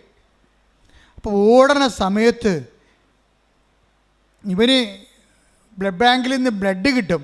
ഒരു ബ്ലഡ് കണ്ടെയ്നറിൽ ബ്ലഡ് കൊടുക്കും. ഈ ബ്ലഡും പിടിച്ചുകൊണ്ട് ഇവൻ ഓടുകയാണ്. പക്ഷേ എങ്ങോട്ട് ഓടണമെന്ന് അറിയത്തില്ല, തെക്കും വടക്കും അറിയാൻ പാടില്ല. അവിടെ ചെന്ന് ഒരു സെക്യൂരിറ്റി ചോദിക്കുന്നത് ഈ ബ്ലഡ് എവിടെ കൊടുക്കേണ്ടതെന്ന് പറയുമ്പോൾ ബ്ലഡ് കൊടുക്കും. ഉടനെ ബ്ലഡ് കൊടുക്കുമ്പോൾ ഇവൻ്റെ ചിറ്റ തങ്കച്ചിറ്റ എന്നാണ് അവൻ പറയണത്. തങ്കച്ചിറ്റ ഇരുട്ടത്ത് കൂടി വന്ന് വെച്ചും കൊന്ത കൊണ്ടുവന്ന് ഈ ബ്ലഡെ വെക്കും. കർത്താവേ ഈ രക്തം നിൻ്റെ രക്തമായി മാറട്ടെ. ഈ കാലത്ത് ആൾക്കാരുടെ വിശ്വാസം എന്ന് പറഞ്ഞാൽ എന്നാ വിശ്വാസമാണ്. തങ്കച്ചിറ്റ തടഞ്ഞെടുത്തിട്ട് പറയണേ, കർത്താവേ ഈ രക്തം നിൻ്റെ രക്തം, അവളുടെ പ്രാർത്ഥിക്കുന്ന കൊന്ത എടുത്ത് തിമ്മ വെച്ചിട്ട് രക്തത്തിൽ, കർത്താവേ ഈ രക്തം നിൻ്റെ രക്തമായി മാറട്ടെ. ഒറ്റ വാക്ക്. പിന്നെ ഇവൻ ഓടണം മുഴുവനും, കർത്താവേ നിൻ്റെ രക്തമാക്കണമേ. ഇത് കുഞ്ഞിൻ്റെ ശരീരത്തിൽ കയറുമ്പോൾ തന്നെ നിൻ്റെ രക്തമായിട്ട് കയറണമേ എന്നാണ്. അവൻ ഒരു കണക്കിന് സ്ഥലത്ത്, സെക്യൂരിറ്റി പറഞ്ഞ സ്ഥലത്ത് ചെന്ന് ചാടി ബ്ലഡ് കൊടുത്ത് ബ്ലഡ് കൊച്ചിന് കയറി. അതുപോലെ തന്നെ കൊച്ച് രക്ഷപ്പെട്ട്. അവൻ ആ സാക്ഷ്യത്തിൻ്റെ അവസാനം പറയേണ്ട സംഭവമുണ്ട്.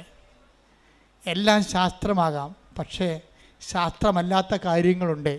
എന്താ കാര്യം? ഈ 1 മിനിറ്റിനുള്ളിൽ ഈ രക്തം എനിക്ക് കിട്ടിയിട്ട് ഞാൻ ഈ രക്തവും കൂടെ കുഞ്ഞിൻ്റെ അടുത്ത് എത്തിയതിൽ ശാസ്ത്രമില്ല, അവിടെ ദൈവം മാത്രമേ ഉള്ളെന്ന്. അത് എനിക്ക് ഭയങ്കര ഞെട്ടിപ്പോയി. അവൻ എന്ത് കറക്റ്റായിട്ടാണ് അവൻ അനലൈസ് ചെയ്യണത്. 1 മിനിറ്റ് മാത്രമേ ഉള്ളെന്ന് പറഞ്ഞ സ്ഥലത്ത് ഈ രക്തം എടുത്തുകൊണ്ട് ആ 1 മിനിറ്റാണോ 2 മിനിറ്റാണോ 3 മിനിറ്റ് ആക്കേണ്ടത് ദൈവമാണ്. അവിടെ ശാസ്ത്രത്തിനൊന്നും ചെയ്യാനില്ല. ഇവിടെ കൊണ്ടുവന്ന് ഞാൻ കൊടുക്കും. ആ രക്തകത്ത് കയറുന്നവരെ ആ പറഞ്ഞ സമയത്ത് അവിടെ എത്തിക്കുന്നതിൽ ശാസ്ത്രമില്ല. അവിടെ എന്താണ്? വിശ്വാസം മാത്രമേ ഉള്ളൂ. അത് തങ്കച്ചേറ്റിയുടെ വിശ്വാസമാണ്. കർത്താവ് ഈ രക്തത്തെ നിൻ്റെ രക്തമായി മാറ്റണമേ എന്നുള്ളത്. അത് കയറുമ്പോഴാണ് കുഞ്ഞിൻ്റെ മഞ്ഞ നിറത്തിലിരുന്ന ശരീരം മുഴുവൻ ചുവന്നുകൊണ്ട് വരും. എന്താ കാര്യം? കർത്താവ് അതിനെ ആശീർവദിച്ചു. കുഞ്ഞിൻ്റെ ജീവനെ തിരിച്ചെടുക്കുകയാണ്. നിങ്ങളുടെ ഫെയ്ത്ത് ഗ്രാഫിലെ ഒടിയൻ ഗ്രാഫിൽ ഒത്തിരി ഒടിഞ്ഞൊടിഞ്ഞ് താഴേക്ക് പോയാൽ നിങ്ങൾ തോറ്റെന്നതിൻ്റെ അർത്ഥം. ഇടയ്ക്കൊക്കെ തിരിച്ച് ഒടിയാം, സ്വാഭാവികമാണ്. പക്ഷേ ഫെയ്ത്ത് ഗ്രാഫ് എപ്പോഴും വളരണമാണ്. വിശ്വാസത്തിൽ വളരുന്നില്ലെങ്കിൽ വിശ്വാസത്തിൽ തളരുന്നതാണ് അതിൻ്റെ കൗണ്ടെന്ന് പറയണത്. അതുകൊണ്ട് ആവശ്യമില്ലാതെ നിങ്ങളുടെ സൗകര്യം നോക്കിയിട്ട് മറ്റവരെന്ത് പറയും, വീട്ടുകാരെന്ത് പറയും, കൂട്ടുകാരെന്ത് പറയും, പാർട്ടിക്കാരെന്ത് പറയും, ഒരു മനുഷ്യൻ നോക്കരുത്. നിൻ്റെ കർത്താവ് എന്ത് പറയുന്നു അതനുസരിച്ച് ചെയ്യാനാണ് നീ ഉടമ്പടി എടുത്തിരിക്കുന്നത്. അത് നിന്നെ ഉയർത്തുകയും നിലനിർത്തുകയും ചെയ്യും. കാര്യം അവൻ്റെ നാമം എല്ലാ നാമങ്ങളെക്കാൾ ഉന്നതമായ നാമം. അവൻ്റെ നാമത്തിന് അറിയാത്തവർ അറിയിക്കാനും അറിഞ്ഞവരെ ആഴപ്പെടുത്താനും വേണ്ടി അഭിഷേകം മേടിച്ച ആളാണ് നീ എന്നുള്ള ബോധ്യം. ആ ബോധ്യം നിന്നെ ഊട്ടി ഉറപ്പിക്കാൻ വേണ്ടി ഇടയ്ക്കിടയ്ക്ക് കൊച്ചു പ്രശ്നങ്ങളുണ്ടാകും. അതെല്ലാം പ്രാർത്ഥനയും വിശ്വാസം കൈകാര്യം ചെയ്യാൻ കർത്താവ് നിന്നെ അനുഗ്രഹിക്കട്ടെ. ശ്രുതികട്ടെ.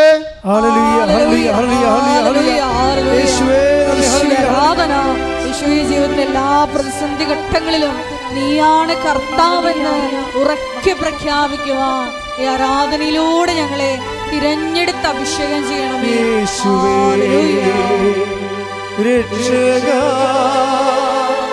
കർത്താവേ നാഥനേ യേശുവേ രക്ഷക കർത്താവേ നാഥനേ. രോഗസൗഖ്യ പ്രാർത്ഥനയുടെ സമയമാണ്.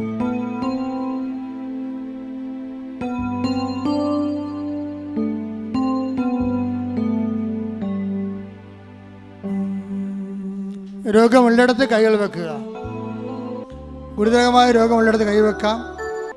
കർത്താവിൻ്റെ നാമത്തിൽ പ്രാർത്ഥിക്കാൻ പോകുന്നു. തലവേദനയുള്ളവരെ നെറ്റി കൈവെക്കണം. ഉദരരോഗമുള്ളവരെ വയറിൽ കൈവെക്കണം. കരരോഗമുള്ളവർ നെഞ്ചിൻ്റെ കൂടിന് കൈവെക്കണം.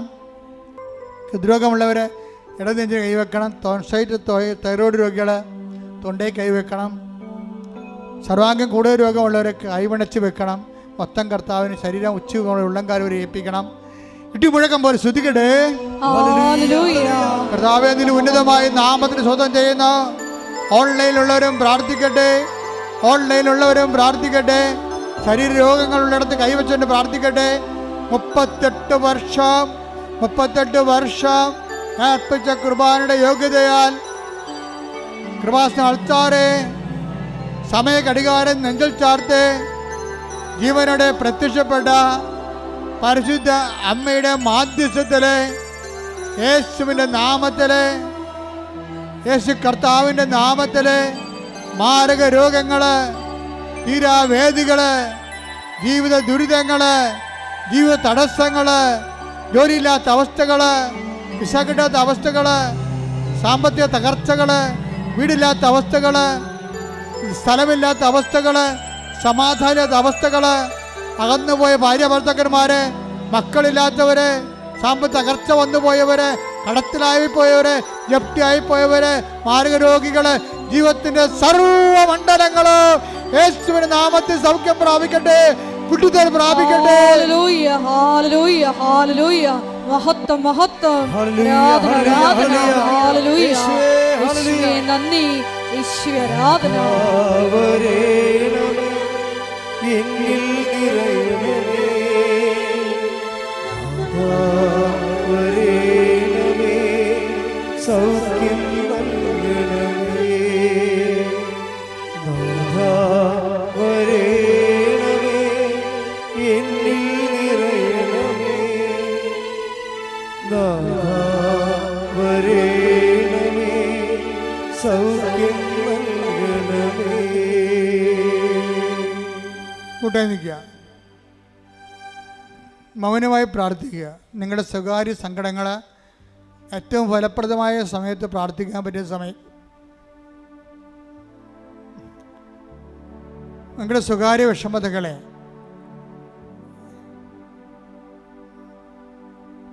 ഏറ്റവും ഫലപ്രദമായി പ്രാർത്ഥിക്കാൻ പറ്റിയ സമയമാണ് ഈ ആരാധന സമയം. അമ്മയുടെ മധ്യസ്ഥതയിൽ നിങ്ങളുടെ സങ്കടങ്ങളെ, രോഗങ്ങളെ, തടസ്സങ്ങളെ പരിശുദ്ധ അമ്മയ്ക്ക് ഏൽപ്പിക്കുക. ഡേറ്റ് ഇട്ട് ഏൽപ്പിക്കുക.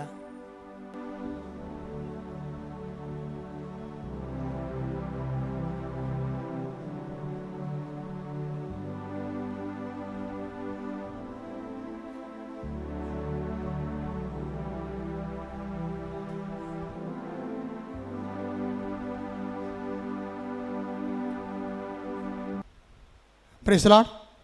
മുട്ടനിക്കുക.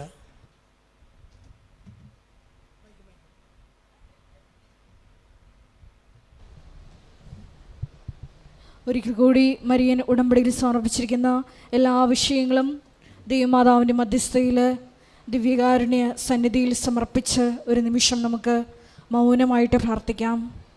ഏത് ജീവിത സാഹചര്യത്തിലും നീയാണ് കർത്താവ് എന്ന് ഏറ്റുപറയുവാനുള്ള വലിയ അഭിഷേകം ഞങ്ങൾക്ക് നൽകണമേ എന്ന് പ്രാർത്ഥിക്കുന്നു. ഈശോയെ, ജീവിതത്തിൻ്റെ വിവിധ ദുരന്ത മുഖങ്ങളിലൂടെ കടന്നു പോകുമ്പോൾ ഈശോ അത് നിന്നെ അന്വേഷിച്ച് കണ്ടെത്താനുള്ള ഒരു മാർഗമാണെന്ന് അത് വിവേചിച്ചറിയുവാൻ ഈ ആരാധനയിലൂടെ ഞങ്ങളെ തിരഞ്ഞെടുത്ത് അഭിഷേകം ചെയ്യണമേ എന്ന് പ്രാർത്ഥിച്ചുകൊണ്ട് ശിരസ്സ് നമിച്ച് നമുക്ക് ദിവ്യകാരുണ്യനാഥൻ്റെ ആശീർവാദം സ്വീകരിക്കാം.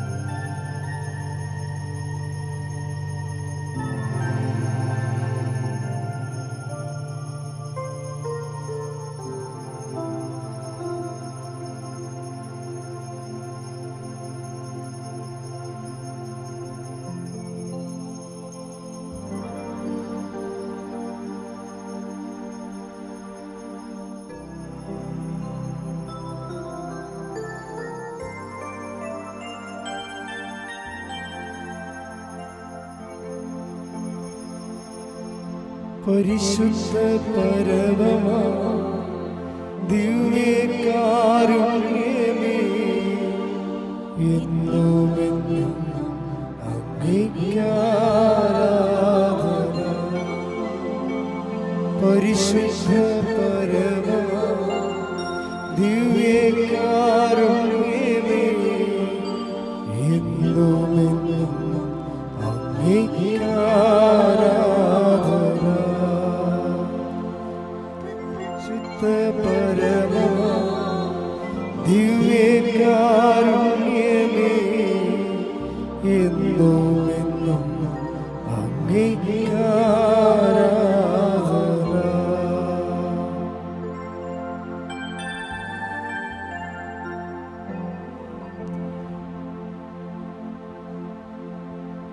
ആവേ ആവേ ആവേ മരിയ ആവേ ആവേ ആവേ മരിയ.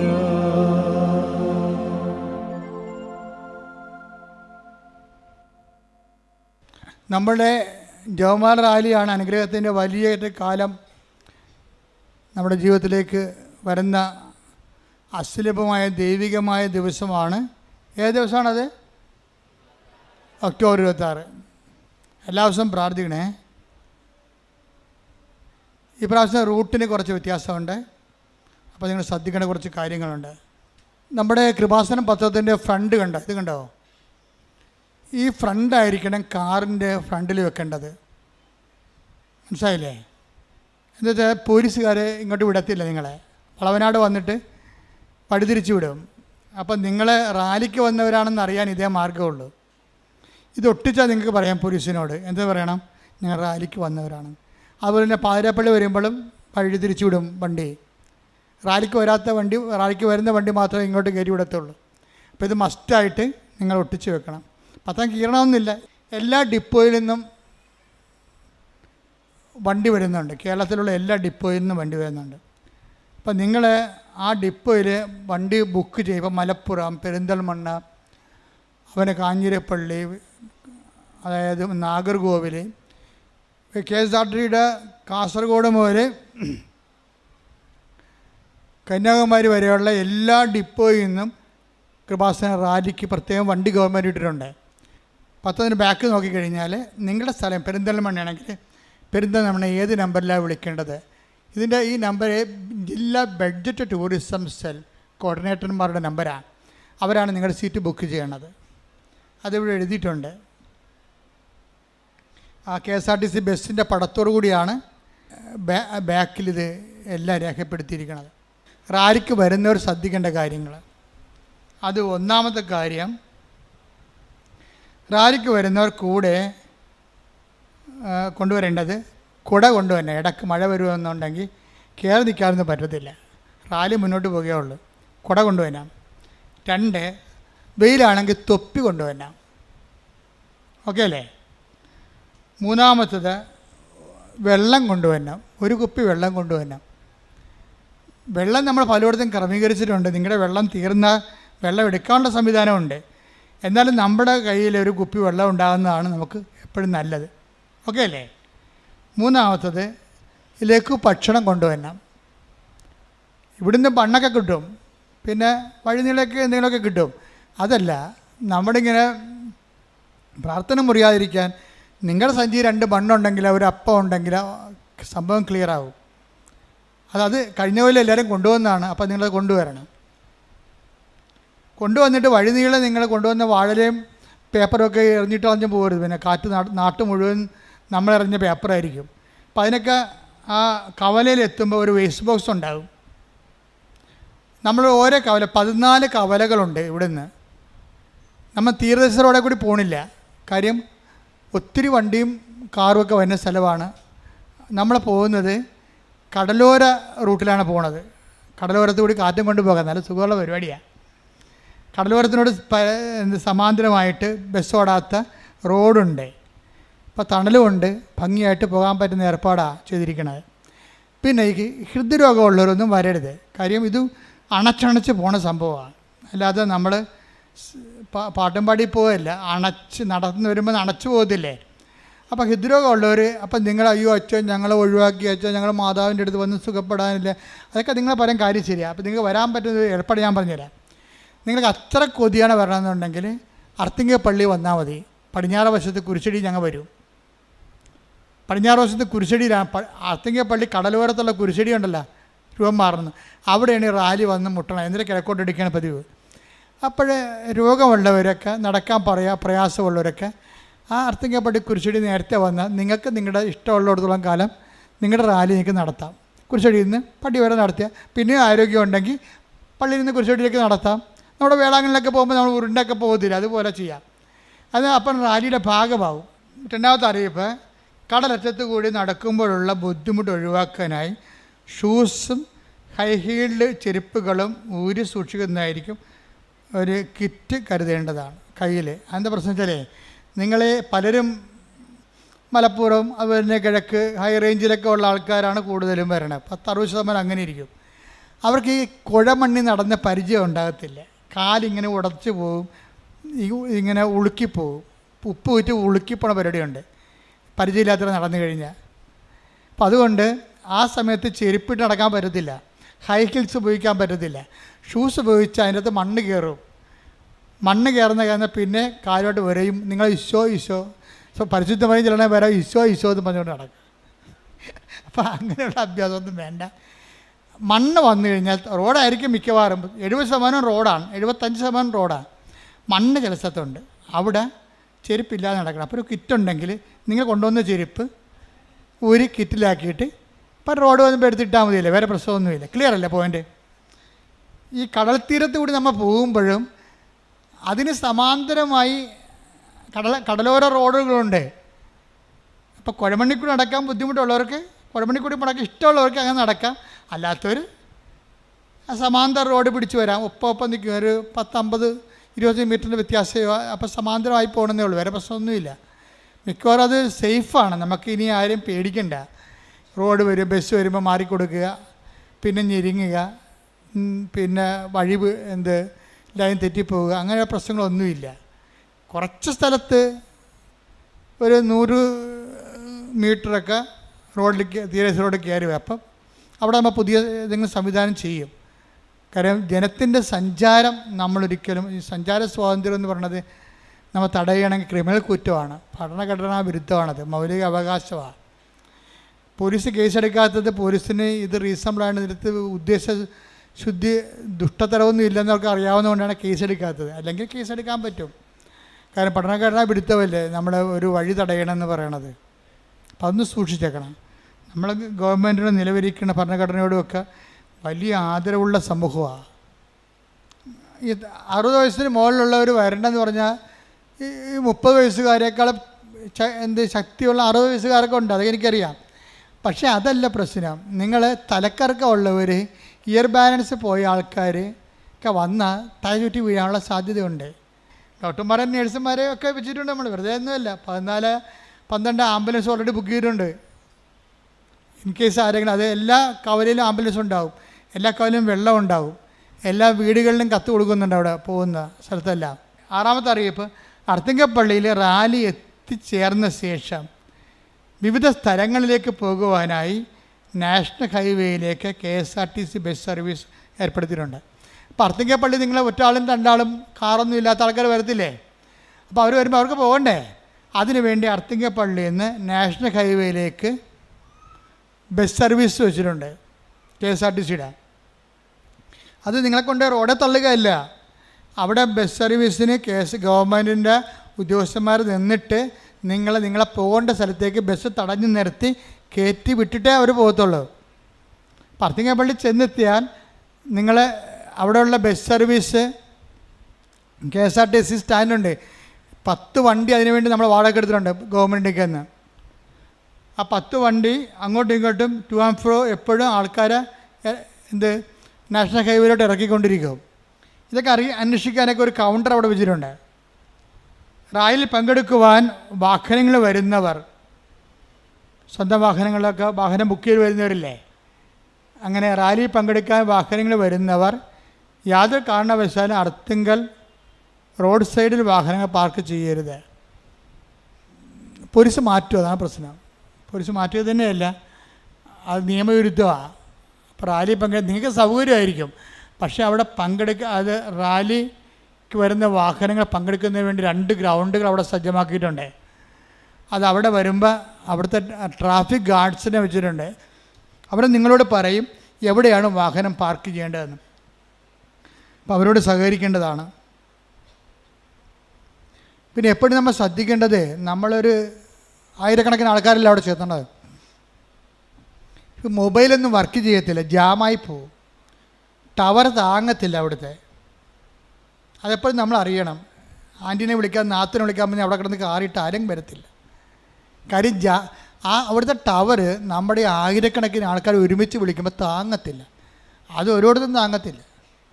അപ്പോൾ മൊബൈൽ ജാമായി പോകും ശരിക്കും പറഞ്ഞാൽ. അത് ഇപ്പോൾ ഓർമ്മ ഉണ്ടാകണം. അതുകൊണ്ട് നേരത്തെ പറഞ്ഞ് വെച്ചേക്കണം. പിരിയുമ്പോൾ പറയണം, ഇന്ന സ്ഥലത്ത് ഉണ്ടാവും, ഇന്ന സ്ഥലത്ത് ഉണ്ടാകണം എന്നൊക്കെ പറയണം. അല്ല ഫോൺ വിളിച്ച് പറയാമെന്ന് വിചാരിച്ചാൽ നടക്കത്തില്ല. നേരത്തെ ഒന്ന് അറിയിക്കുകയാണ്. റാലി നമ്മൾ എന്തുമാത്രം സ്വന്തമായിട്ട് ജപമാല ചൊല്ലി ഇത് സുരക്ഷിതമായിട്ട് നടക്കാനും, ഇന്നത്തെ സാഹചര്യത്തിൽ ലോകസമാധാനം തന്നെയാണ് ജപമാല റാലിയുടെ ആത്യന്തികമായ ലക്ഷ്യം. കൃപാസന ആൾക്കാരെ ജീവനോടെ പ്രത്യക്ഷപ്പെട്ടിട്ട് അമ്മ നമ്മളോട് ആവശ്യപ്പെട്ടതാണ്. എന്താണ്? ദുരന്തമുണ്ടാകാൻ പോണ് പ്രാർത്ഥിക്കണമെന്ന്. ആ ദുരന്തത്തിലേക്കാണ് ലോകം പോയിക്കൊണ്ടിരിക്കുന്നത്. നിങ്ങളെപ്പോഴും ഓർക്കേണ്ട വിഷയം വെച്ചാൽ പ്രത്യക്ഷീകരണ പ്രാർത്ഥനയാണ് ഈ കാലഘട്ടത്തിൻ്റെ പ്രാർത്ഥന എന്ന് പറയണത്. അമ്മയുടെ പ്രത്യക്ഷീകരണ സഭ ഏറ്റെടുക്കണമെന്ന് പറഞ്ഞതിൻ്റെ ഉദ്ദേശം ഇതൊരു തീർത്ഥാടന കേന്ദ്രമായിട്ട് മാറിയിട്ട് ആൾക്കാരെല്ലാം ഇവിടെ കൂടി വേളാങ്കണ്ണി ഇവിടെ നിറയാനല്ല പ്രശ്നം. അങ്ങനെ ഒരു അജണ്ട പോലും നമുക്കില്ല. ദൈവത്തിനൊരു അജണ്ടയുണ്ട്. എന്താണത്? ലോകത്ത് ദുരന്തമുണ്ടാകാൻ പോകുന്നു. അപ്പോൾ ദുരന്തത്തിൻ്റെ പോക്ക് ഉണ്ടാകും. കണ്ടില്ലേ? ഞാൻ ഇസ്രയേലിൽ നിൽക്കുമ്പോഴാണ് നെതിനെഹു അവിടെ വന്നിറങ്ങിയത്. അപ്പോഴാണ് ഹൂതികൾ മിസൈൽ വിട്ടത്. അപ്പോൾ തന്നെ സയറിനടിച്ചിട്ട് പട്ടാളക്കാർ തന്നെ ഞങ്ങളെല്ലാം കൊണ്ട് ബോംബ് ഷെൽട്ടറിലേക്ക് കൊണ്ടുപോയി ഉടനെ. അപ്പോൾ ഇതൊക്കെ ഞാൻ ആദ്യമായിട്ട് കാണുകയാണ്, ഇതൊക്കെ കേട്ടിട്ടേ ഉള്ളൂ, ഇതൊക്കെ കാണുകയാണ് നമ്മൾ. അമ്മ മാതാവ് ഒരു കാര്യം ചെയ്തു, എൻ്റെ ധ്യാനത്തിൻ്റെ ഇടക്ക് ഉണ്ടായില്ല, ധ്യാനം കഴിഞ്ഞപ്പോഴാണ് സംഭവം നടക്കുന്നത്. ധ്യാനത്തിൻ്റെ ഇടക്കുണ്ടായിരുന്നെങ്കിൽ ആ കണ്ട 800 പേരെ ബോംബ് ഷെൽട്ടറിൽ കൊണ്ടല്ല നിർത്താൻ പറഞ്ഞേനെ, ധ്യാനം നിർത്താൻ പറഞ്ഞേനെ. കാരണം ടെൽവീവിൻ്റെ ഹൃദയഭാഗത്താണ് ധ്യാനം നടന്നുകൊണ്ടിരിക്കുന്നത്. വിമാനത്താവളത്തിൻ്റെ അരികിലാണ് ധ്യാനം നടന്നുകൊണ്ടിരിക്കുന്നത്. അപ്പോൾ അത് ധ്യാനം കഴിഞ്ഞപ്പോഴാണ് ഈ സംഭവം നടക്കുന്നത്. അത് വലിയൊരു ഭാഗ്യമായിപ്പോയി. അമ്മ അവിടെ സഹായിച്ചു. അപ്പോൾ ഞങ്ങൾ ആരാധന ടെൽവീവ് നടത്തിയപ്പോഴും ഇസ്രയേലിൻ്റെയും സമീപ രാജ്യങ്ങളുടെയും സമാധാനത്തിന് വേണ്ടിയാണ് ആരാധന നടത്തിയത്.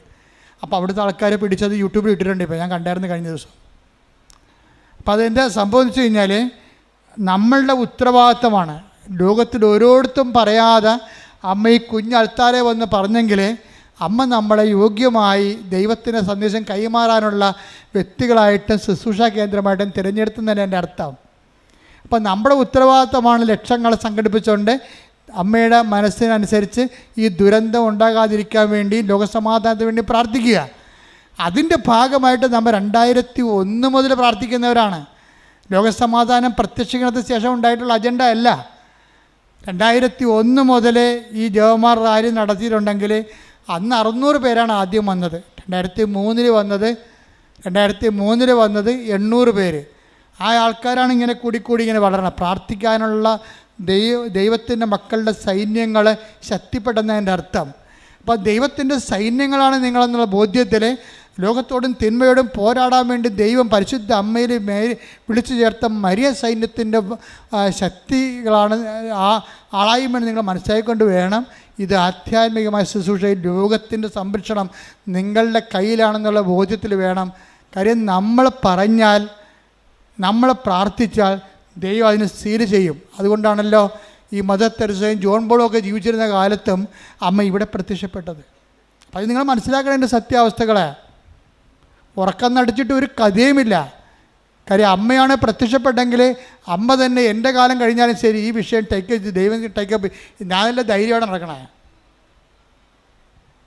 അതായത് അമ്മ ജീവനോടെ പ്രത്യക്ഷപ്പെട്ട സ്ഥലമാണെങ്കിൽ അമ്മയ്ക്കറിയാം ഇത് എപ്പോഴാണ് ടേക്കപ്പ് ചെയ്യേണ്ടതെന്ന്. കാര്യം ഇതിന് ഒരു ലോകത്തിൻ്റെ ഗ്ലോബലായിട്ടുള്ള ഒരു ഇൻറ്റൻഷനാണ് ഉള്ളത്.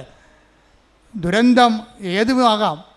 ചെറിയ ദുരന്തം തൊട്ട് വലിയ ദുരന്തം വരെ മനുഷ്യരാശി അനുഭവിച്ചുകൊണ്ടിരിക്കുന്ന ഒരു കാലഘട്ടത്തിൽ ലോകത്തിലെ ഇന്ന് വരെ പ്രത്യക്ഷപ്പെട്ടതിൻ്റെ ഏറ്റവും വലിയ പ്രസക്തമായ പ്രത്യക്ഷീകരണമാണ് ഇവിടെ നടന്നതെന്നാണ് എനിക്ക് പലപ്പോഴും തോന്നിയിട്ടുള്ളത്. അതുകൊണ്ട് നിങ്ങളിത് ദൈവത്തിൻ്റെ ഒരു വിളി പോലെയാണ്, ദൈവവിളി പോലെയാണ് ഈ ജവഹർലാൽ റാലിയെ കാണേണ്ടതും അതിൽ സമീപിക്കേണ്ടതും അതിനുവേണ്ടി മധ്യസ്ഥം വഹിക്കേണ്ടതും പ്രാർത്ഥിക്കേണ്ടതും കൂടെ നടന്നുമ്പോൾ പ്രാർത്ഥിക്കേണ്ടതും.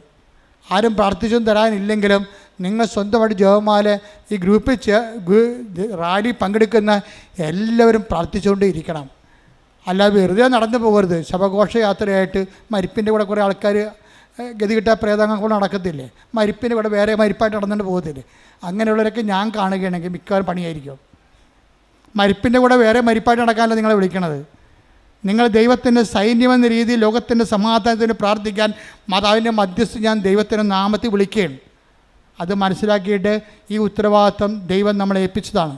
ഇത് വിജയകരമായി പൂർത്തിയാക്കാൻ വേണ്ടി ഇന്ന് വരെ നിങ്ങൾ പ്രത്യേകം മധ്യസ്ഥം പ്രാർത്ഥിക്കണം. ദിവസവും ഇവിടെ കുർബാന രാവിലെ 7:30 മണിക്കാണ് കുർബാന. എല്ലാ ദിവസവും ഇവിടെ വൈകുന്നേരം 6:30 മണിക്കും കുർബാന ഉണ്ടായിരിക്കും. റാലിയെ സഹായിക്കാൻ ഉദ്ദേശിക്കുന്നവർ ഓഫീസുമായിട്ട് ബന്ധപ്പെടുകയോ അല്ലെങ്കിൽ ഇതിൻ്റെ പത്രത്തിലുള്ള സംവിധാനങ്ങൾ ഉപയോഗപ്പെടുത്തുകയോ ചെയ്യണം. പിന്നെ ഇവിടെ ഞാൻ കണ്ട ഒരു സത്യം, ഈ നമുക്കറിയാം നമ്മുടെ ഉടമ്പടി തിരി എന്ത് കളറാണ്? പച്ചയും നീലയും അല്ലേ? ഇപ്പോൾ സാത്താൻ പുറത്ത് വർക്ക് ചെയ്യുന്നുണ്ട്. സാത്താൻ കാരണം ഉടമ്പടി തിരിയാണ് തെറ്റിദ്ധരിപ്പിച്ചുകൊണ്ട് അച്ഛൻ വെഞ്ചരിച്ചാണെന്നൊക്കെ പറഞ്ഞുകൊണ്ട് പുറത്ത് കച്ചവടം ചെയ്യുന്നുണ്ട്. അത് നീചമായ ലാഭമാണ്, സാത്താൻ്റെ പ്രവൃത്തിയാണ്. അത് വിശ്വാസികൾ കണ്ടറിഞ്ഞ് വേണം കൈകാര്യം ചെയ്യാൻ. അവിടെ കിടത്തക്കാരല്ല, അവർ ബുദ്ധിയും ബോധം ഇല്ലാത്ത ആൾക്കാർ എന്താണ് ഉടമ്പടി ഒന്നും അറിയാൻ പാടില്ലാതെ വിറ്റ് കാശുണ്ടാക്കുകയാണ് അവർ ഉദ്ദേശം. പക്ഷേ ഇത് നീചമായ ഒരു കാര്യമാണത്. എന്താ കാര്യം? ഉടമ്പടി തീയുടെ പവിത്രത നഷ്ടപ്പെടുത്തിക്കൊണ്ട് അത് മാർക്കറ്റിൽ സെയിൽ ചെയ്യുകയാണ്. അത് അച്ഛൻ വെഞ്ചരിച്ചാണെന്ന് വ്യാജ പ്രചരണം നടത്തുകയും ചെയ്യണം. അപ്പോൾ നിങ്ങൾ മനസ്സിലാക്കണം, ഇവിടെ വരുന്നവർ വെഞ്ചരിച്ച സാധനങ്ങൾ 12 പ്രാവശ്യം വെഞ്ചരിച്ച സാധനങ്ങൾ കൃപാസനത്തിൽ മാത്രമേ കിട്ടത്തുള്ളൂ. അത് ഉടമ്പടി എടുത്തവർക്ക് മാത്രമേ ലഭിക്കത്തുള്ളൂ. കാരണം ഉടമ്പടി ഒരു ജീവിതമാണ്. ആ ജീവിതത്തെ പ്രൊമോട്ട് ചെയ്യാൻ വേണ്ടിയാണ്